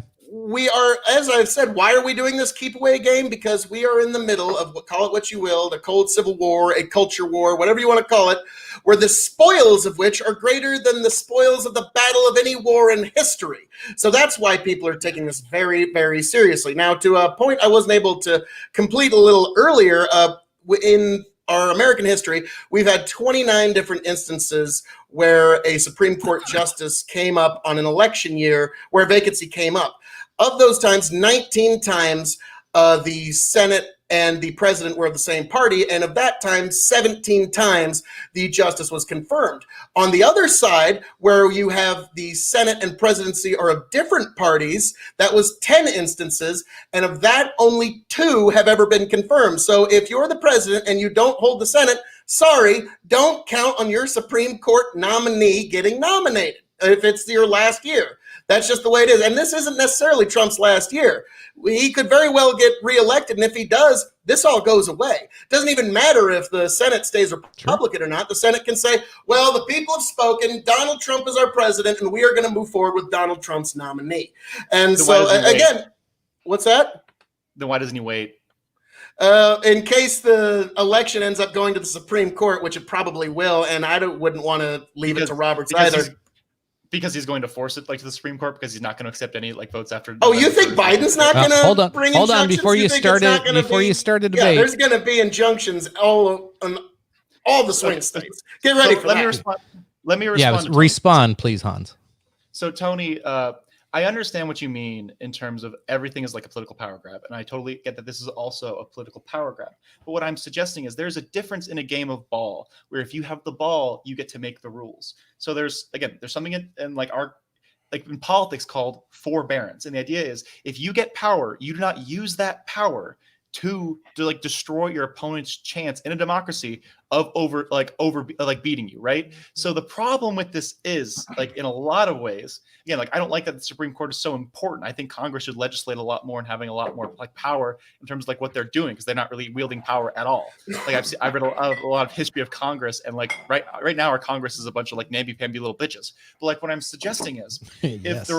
if the Republican Party is willing to like, you know, make up rules to, you know, to keep Democrat as justification for Democrats to not get their Supreme Court nominee, and then they throw those rules out when it's their turn, and then if they don't, what do you expect, or what do you think the Democrats should do in response to that? Because it seems like they're either going to cede an important political power victory, or if they get their hands dirty and get in the mud and start like appointing like justices and stack the court, then it seems like we're going to have a period of continuous escalation in our politics, and that's not healthy either. And what Phil says is like that, oh yes, the war's here, and like I'm going to try and win it. It's like, all right, well, I hope you like understand like that this potentially can destabilize American democracy, and like the party in power has to practice forbearance, because if they don't, then suddenly now it's like impossible for like, you know, the other side to win. And I get that we all want to like keep our party in power, but if you start like say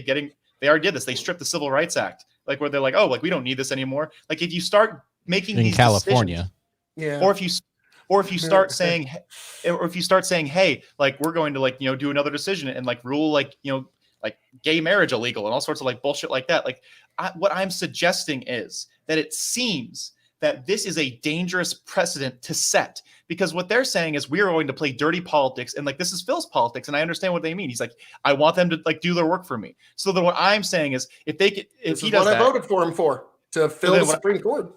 Then what I'm saying is if they do what I want to do when I vote for them, and then like, to, you know, pack the court, how is that different? Like it seems like, because again, you're saying not for me, not for you. Like I'm going to like bend the rules and do what I want, and when you do it, I think that's terrible, and I agree. But Hans, do you agree with the Dems implementing the nuclear option and eliminating all filibuster rules in the Senate as they have already threatened to do? Do you think that's a good idea? Do you support that? I don't. Because they've already threatened to do it. I understand. I don't think that's. Do you think it's a good idea? Yes or no? No. I said no. I said no. What the fuck do you want me to say? Hey, so what hey, I'm hold on before you get all I heated. remember you said that. I'm gonna Hans, I'm gonna have you respond to this one. Democrats would have don't be doing the same thing if they had the power. Is that an incorrect statement? No. They've already threatened that they will. So Yes, that's absolutely correct. They're threatening in response. Okay, so this is a specific. Okay, so think of this analogy. They threatened court packing 4 months ago, dude. This is some shit they've already threatened. Hans, go ahead and respond to that. Thank you. All right. So if someone says, I'm going to shoot you, and then you respond and saying, like, if you shoot at me, I'm going to shoot and kill you as well. You are both not equally at fault. If you can't give a hypothetical and say they would be doing it because you're doing it right now. If you say, I'm going to kill you because if you could kill me, you'd be killing me. That's not a justification or a good society to live in.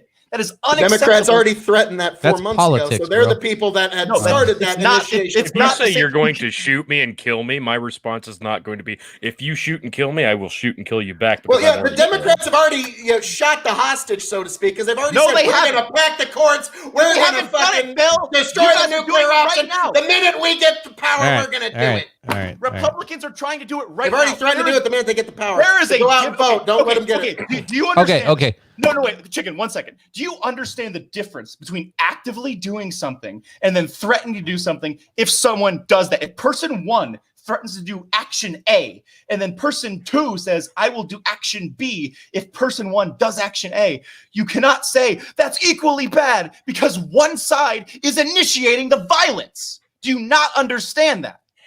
Yes I understand perfectly. It's the Democrats that were initiating the threat by saying we'll pack the court if we don't get our way, and they've been doing it for months. So, yes, I understand perfectly what you're saying. Okay, let's move on. The example lines up the way you think it does. Yeah, I like Matt's comment. Okay, did. I don't think either side should be threatening any other branch of government, because that's just fucking. That'd be nice. It's like taking a toy from a kid. It's so fucking petty and it's fucking idle goddamn threats. Like, if we get power. So prior to the show, let's share some of the. I'm gonna kick your ass on the playground. What the fuck? Tony, this is exactly why behind the scenes, before tonight's show, when we were talking about what we wanted to bring up, Phil really lobbied for this goddamn topic, and this is exactly why I didn't want to do this one. Because he figured me and somebody that disagreed might yell at each other. What would give you that impression, chicken? But now, Hans, you're like a tea kettle that's just fucking boiling. You got. I'm going to give you the floor, sir. Let her go. Let her go. I can just. So it's on you, sir.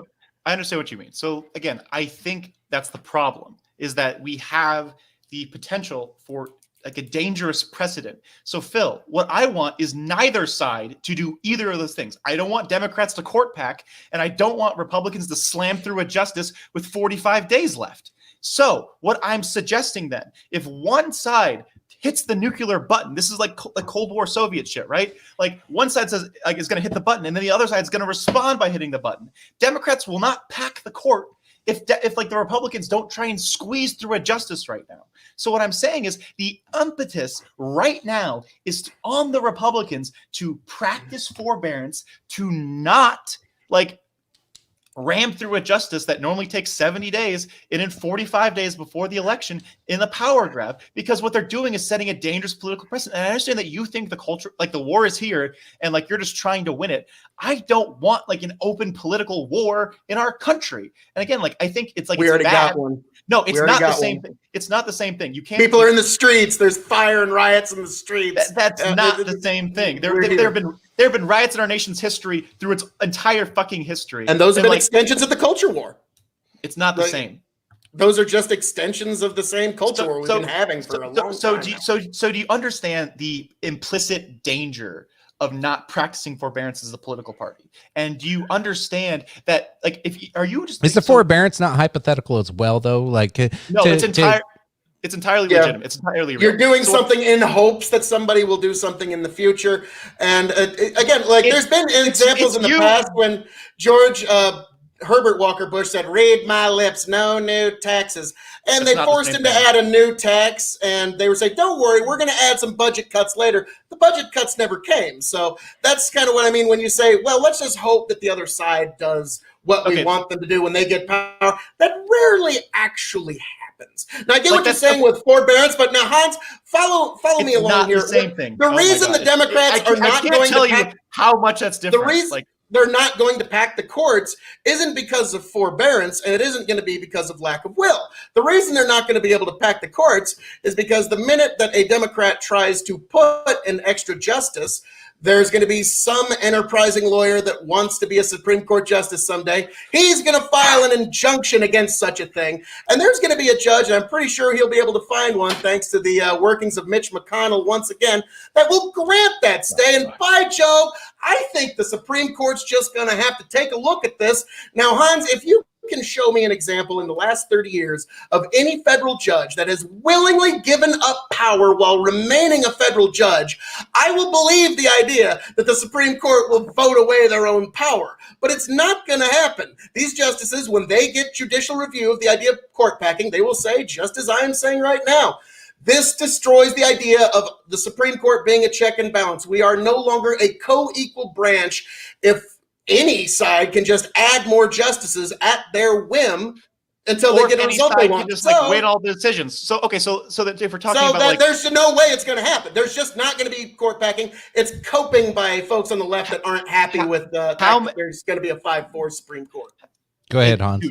You keep saying 5-4, but like we both know that like, Roberts is a wobbly liberal at best. He's not. Like I don't like. I think I've misinterpreted how far right you are, like culturally as well as like. Did you not see my fucking political compass test, man? Come on, I'm all the fucking way over here. I haven't. But like, well, what I'm suggesting is like this is terrible. Like if you're talking about the culture war, right? Imagine what happens if we have a 6-3 court split because Roberts is a wobbly liberal. Cool. Then now it's 5-4. So you're always going to keep winning 5-4 decisions in the culture war from a majority of people, from a majority that elected a majority of senators because how our system works. And now we're going to have like what specific Tom, the people whose businesses were destroyed also take it personally. So what specific decisions do you what specific decisions do you want the Supreme Court to make? Because I'm I'm curious about that. Expanding the right to carry, expanding the Second Amendment generally. Those are the things. Like, I'm voting. I'm a Second Amendment voter. I vote on that first and foremost, and then everything goes from there. So yeah, I would like to see concealed carry reciprocity in all 50 states and territories. I'd like to see all high capacity magazine bans and assault weapons bans overturned by the Supreme Court. So. Yeah, can we all just agree that this comment is terrible? Oh yeah, fuck Ben Shapiro. Like, he don't even know what a WAP Supreme is, Court man. justice. Come on. No, it just could you hear him giving an opinion?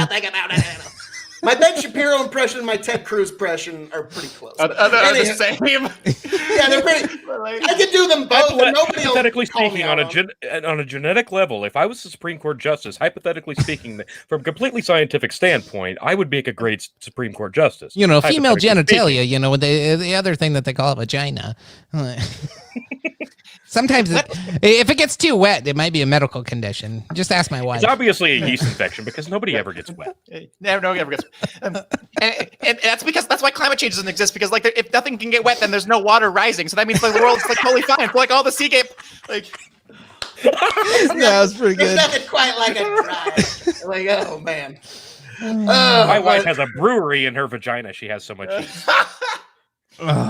But it's just like, Thanks, Matt. Great comment. Oh, Yeah, thank you for breaking up that. break the tension a little bit. There's like what I'm particularly nervous about is again I understand and respect the hustle that that Republicans wield power, and I get it, and and in a lot of ways the Democrats do not. So what I'm most nervous about is a country and a government where a smaller and smaller majority of the population continues to elect, and they control the majority of government, like most times 3 branches. You keep saying smaller and smaller majority. Like, is this more electoral college fear that you have, or? Yes. So what I'm saying is right now, right? So there have been a lot of landmark Supreme Court decisions, like good and bad, like Citizens United. I don't like that. Gay marriage. I like that. All sorts of like crazy shit. Right. And it terrifies me that the majority of the country, that a minority of the country, again, like everyone always talks about mob rule, and I don't like mob rule either, right? But like it's one of 2 evils, right? You either have like ruled by the minority or ruled by the majority. Like there's no in between. Like it's one of those 2. And I don't particularly like either, but I have to pick one. I like the one with with more people in it. So what I'm nervous about, again, this is like specifically about like the areas that elect these senators, that elect these judges. The judges that like Trump is talking about wants to eliminate the barriers between church and state, and I don't like that at all. So like from like a personal level, the constitutional level, I don't like his choices, because his choices all seem extremely like religiously fanatical, and as like an agnostic person, I think that's fucking terrifying. So what I'm suggesting is, I don't think if Phil's worried about the culture war, I am extremely nervous about the tensions in a country where you have a constant majority, minority. It's like a third of fuck who elects these people, or like less, and they control all like cultural like decisions like through the Supreme Court. Do you think things are going to get worse? Like if Phil, like I'm curious, like if go out and vote if you think that's a problem.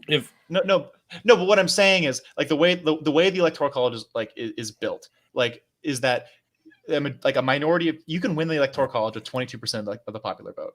Like someone ran the numbers. Like it's entirely possible. So thanks, Amanda. But so what I'm specifically I gotta grab a beer after that. I got you. But like what I'm specifically saying is there is a great danger in how these decisions can roll through. Like, because like a big thing like the Republicans are talking about, right, is like, oh, like we'll overturn Roe v. Wade, and like a lot of senators have said, oh, no. The votes just aren't there. I understand what you're saying, but like that is like a distinction, and they keep playing like this power politics to stack the court without adding more justices.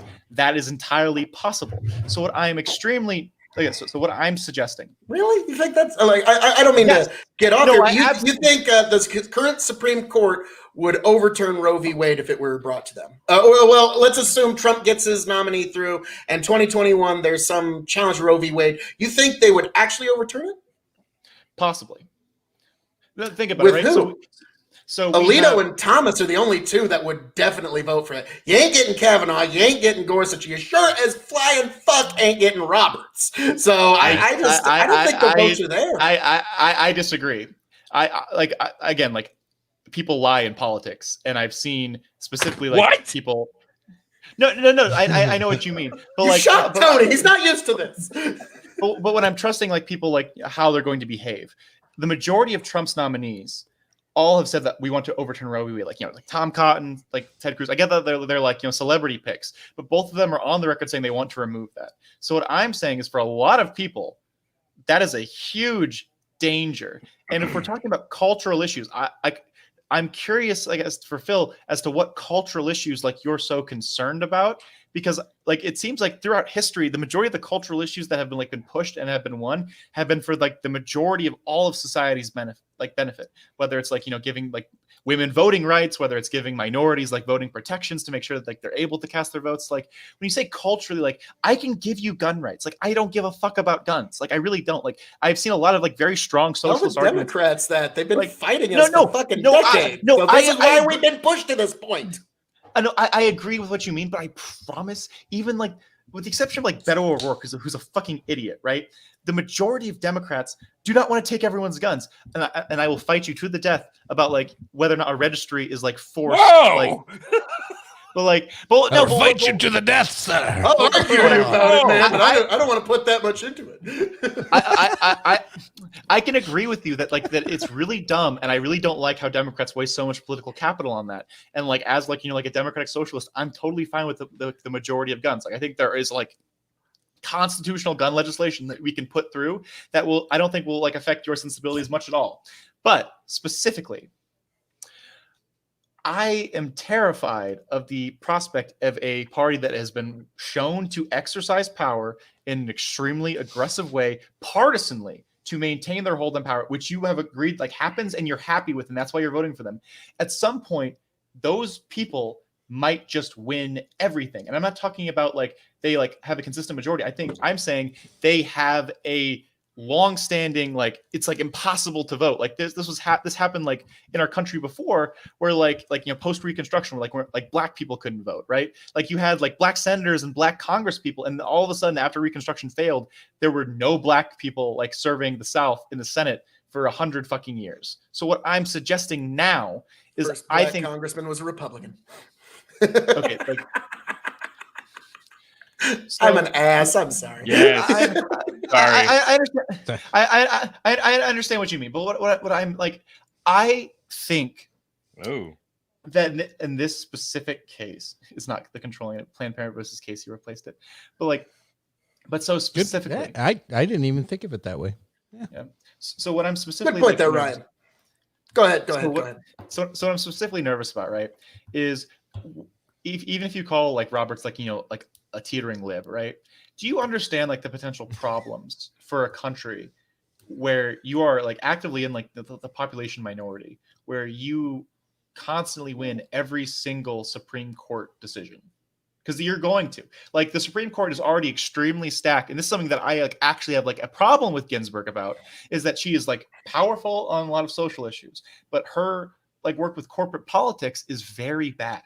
She is very okay with powerful mergers, with money in politics. I dislike that part about her immensely. That part of the court is already extremely stacked, and it's not to the benefit of the majority of Americans. I don't like that. If Trump wins the popular vote, would that change your perspective on this? I would be more okay with it. Yeah. Okay. Okay. No, so you're willing to change your mind on it a little bit. That's good. No, absolutely. So if someone has so what I'm saying is, if we're talking about a popular mandate, right? Popular mandate, the Democrats beat the fuck out of Republicans in the 2018 midterms. They really did. No. Then why did the Republicans expand their majority in the Senate, man? The blue wave was a blue ripple. Okay. Yeah. But it's because they lost two or three seats, and then they got 50 seats in the House. What I'm saying is, it's very likely they'll take those 2 or 3 seats back. So there you go. No. So what I'm saying is, if we're talking about popular mandates, right, or even elected mandates, it seems and this is like more of like historical argument. Like, I don't like the Electoral College as a whole because I think it overrepresents certain people. It's like if you live in Wyoming, your vote is 20 times as powerful as a person who lives in California. And I would say that historically, again, like I will argue till I'm blue in the face. I've read the history on this, where it's like the opposite of that is people in Nebraska's vote don't fucking matter. No, they matter just as much as everybody else's. It would be nothing with a million people population. You can't change a national election. You absolutely can. And so hear me out, right? So right now there are millions of Republicans in California, and there are millions. Yeah, they're all moving to Texas. No, but I'm also saying there's also millions of Democrats in Texas, and for a lot of them, their votes don't matter. No. But what I'm saying is, I think right now the current system already disenfranchises people so much. Because I'm not saying the popular vote for senators. Like, if you win like the vote in your state, you still like your Senate, like you still get the Senate seat. But what I'm saying is, controlling the presidency like this is going to constantly happen. Like, it's going to happen for a long period of time, and I don't think that's healthy either. And again, like we talk about, like like the tyranny of the majority versus the tyranny of the minority. Is the tyranny of the minority better? Like, again, like I don't put the founding fathers like on a huge pedestal. Better respect for minority rights. Like, that's the point of republicanism and being a republic in the first place, is respect for minority rights. Right. The majority doesn't get to just steamroll. So that I understand what you're getting at, but like, again, I would even take issue with the idea that this is that the left has some sort of default on the majority. We're gonna find out very soon. I mean, hell, George W. Bush, he didn't even win the popular vote in his first time around. He won the popular vote in his re-election. There's been a lot of pent-up Republican energy that's about to get let out on election day. Are you seriously suggesting like the bump from the initial Iraq War invasion is in anywhere similar to like the culture? Well, he did win the popular vote.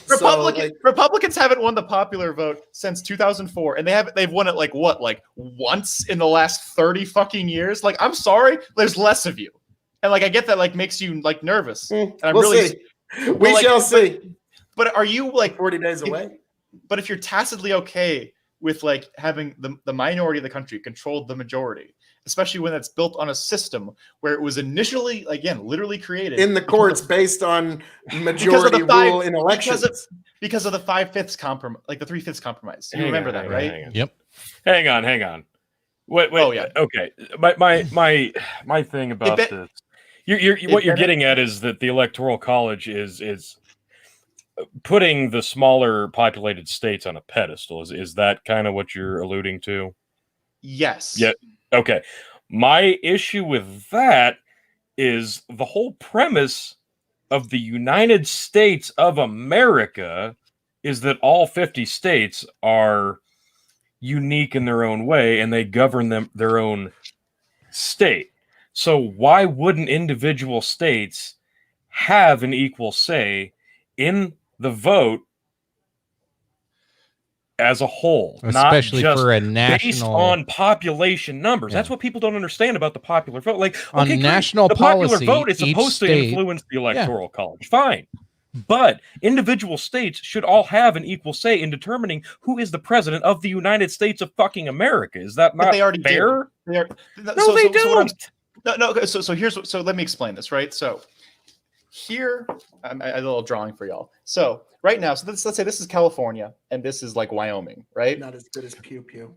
Right now, there's 10 people over here and there's 3 people over here, right?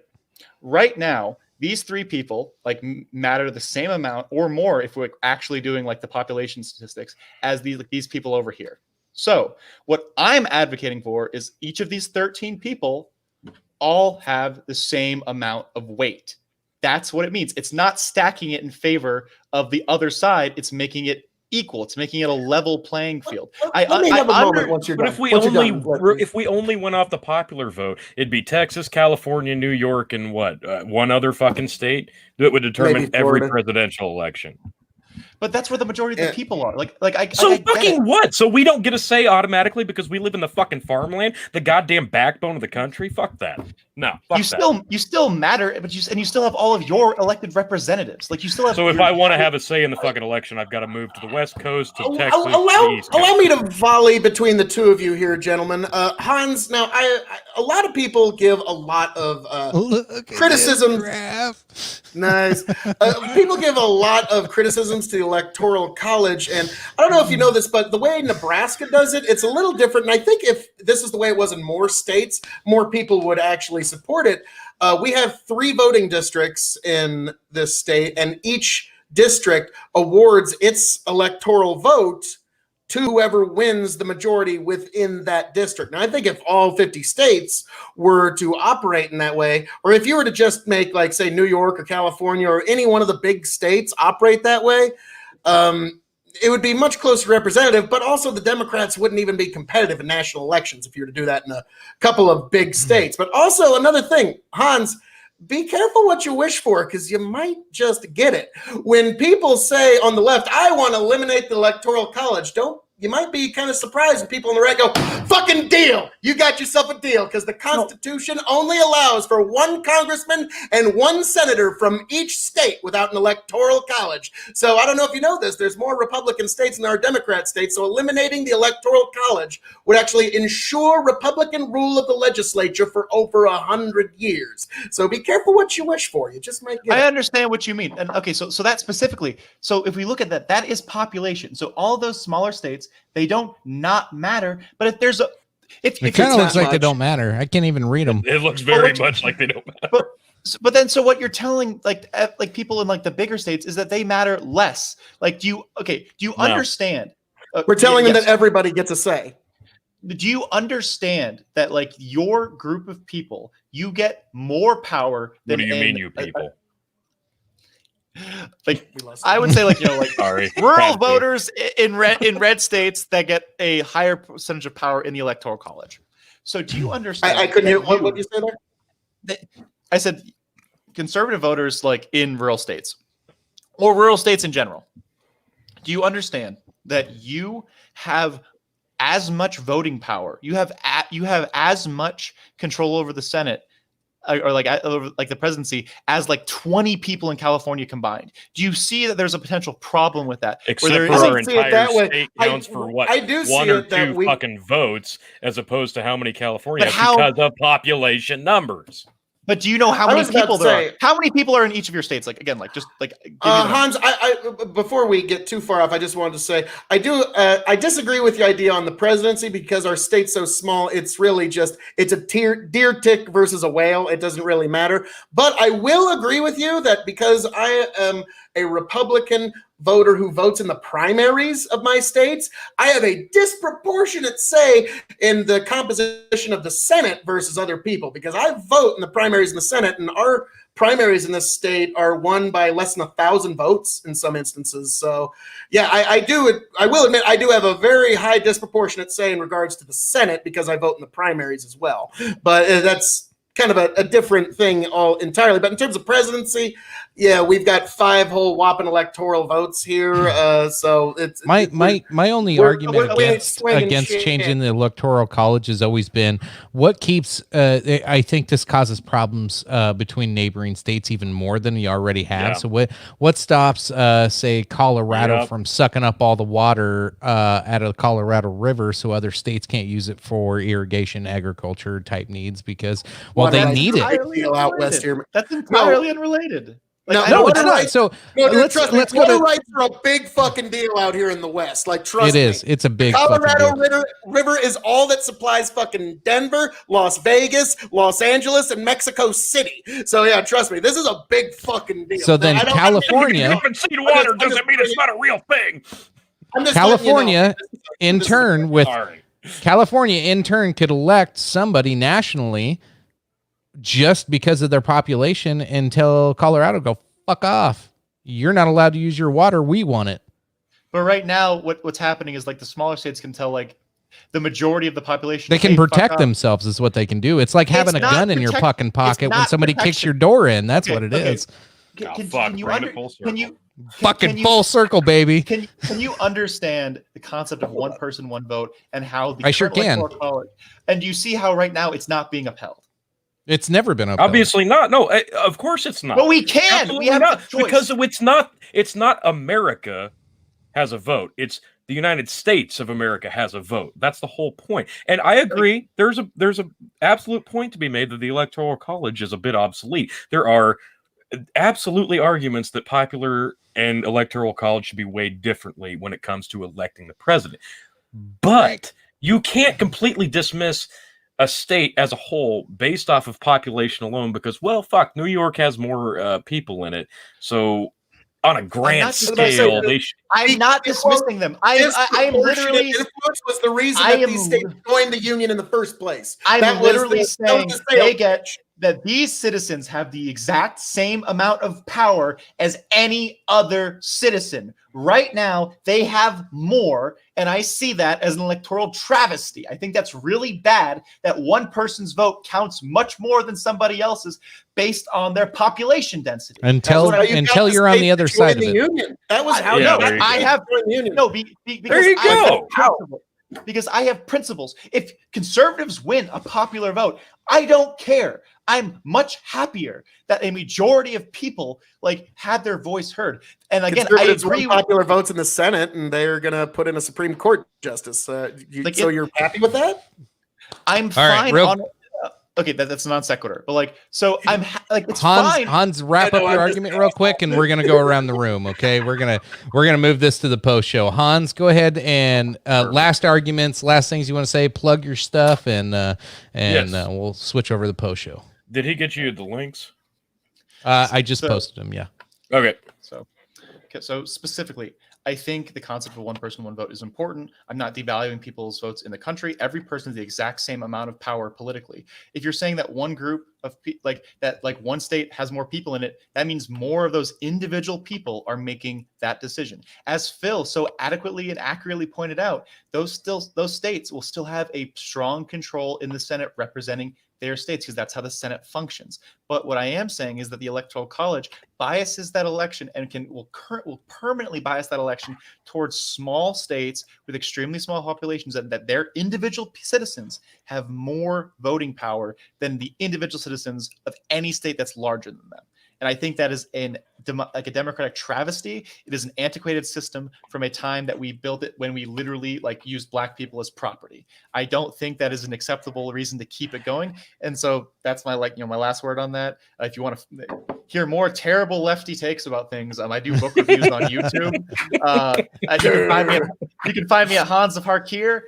My next book review that's going to be dropping Monday is on Goliath, the 100-year war of between monopoly and democracy. It's a long tome about how people fought powerful monopolistic agents that Phil and I are always worried about, taking over the government and taking over the country. It started really at the turn of the 20th century, and then through that entire century. It's a big read, and I am excited to talk about it with everybody. So. He's got his finger right on my pulse of concerns, let me tell you guys.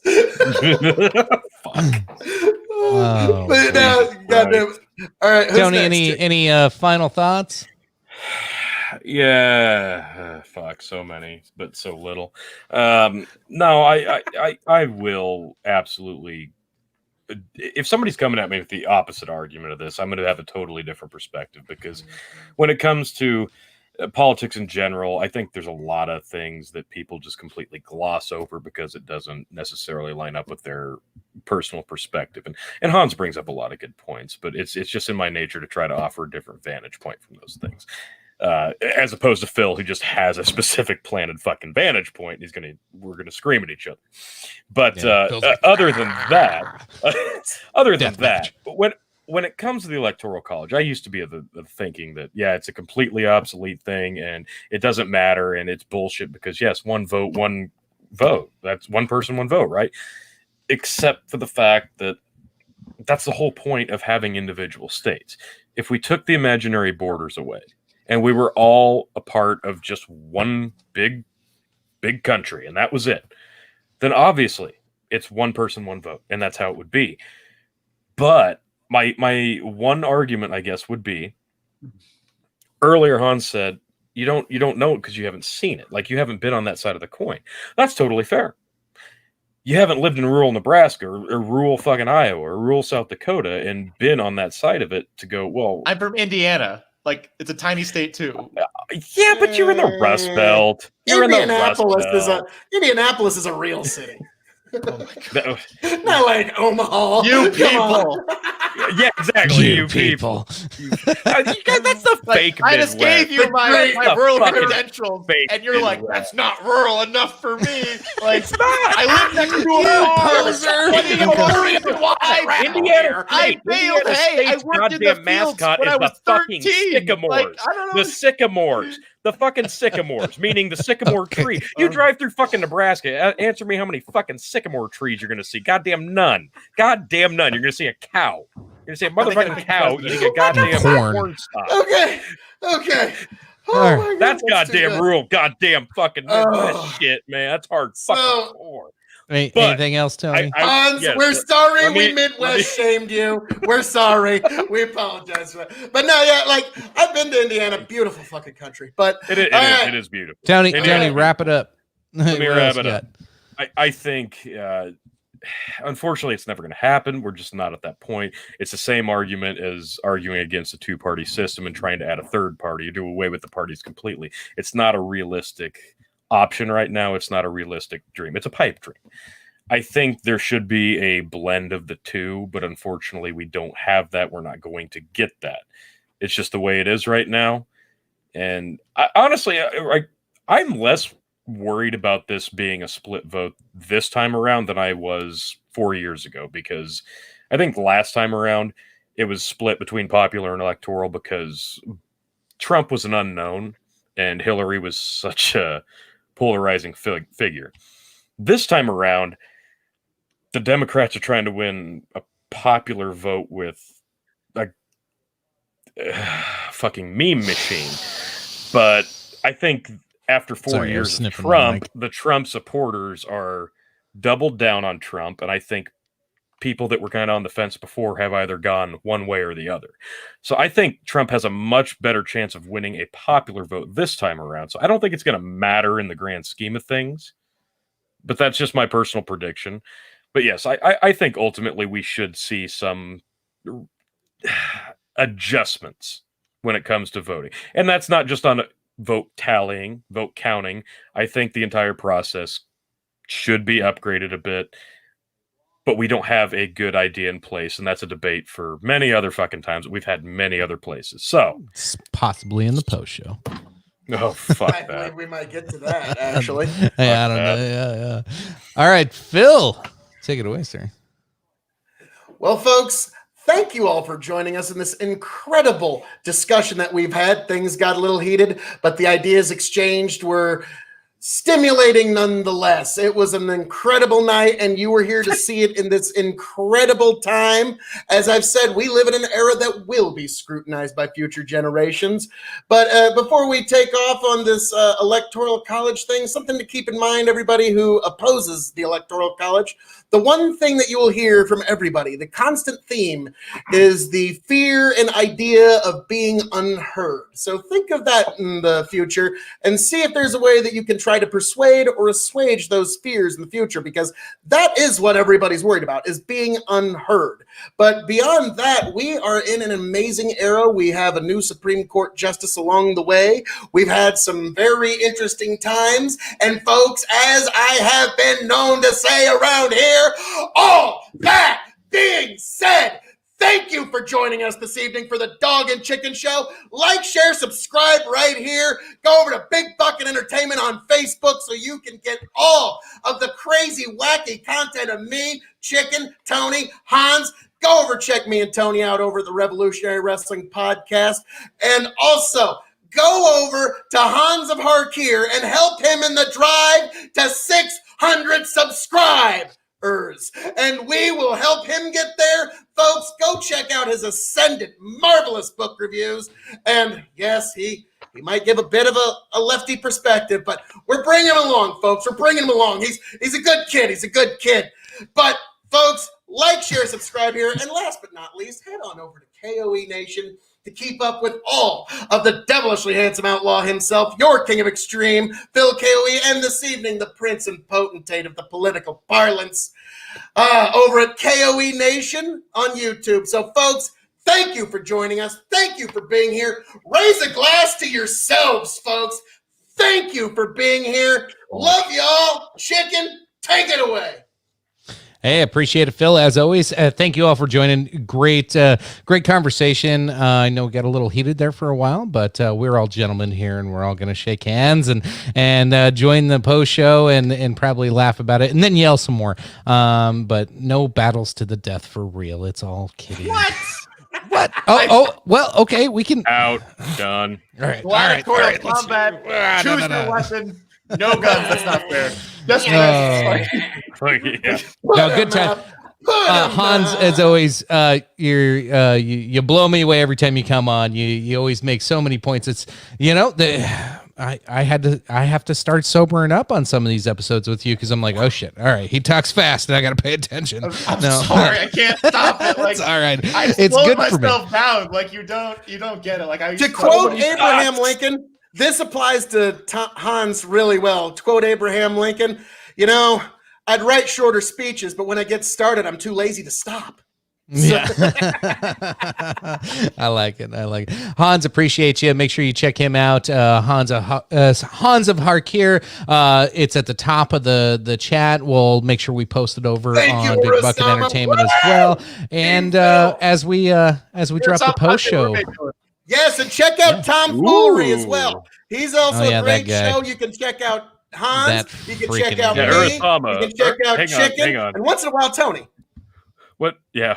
I try to get a couple words in once in a while. Team Urithama, get Hans, the roommate's number. I think there's a potential Tinder matchup here. I just want to talk to Urosama's roommate for a quick second. How you doing?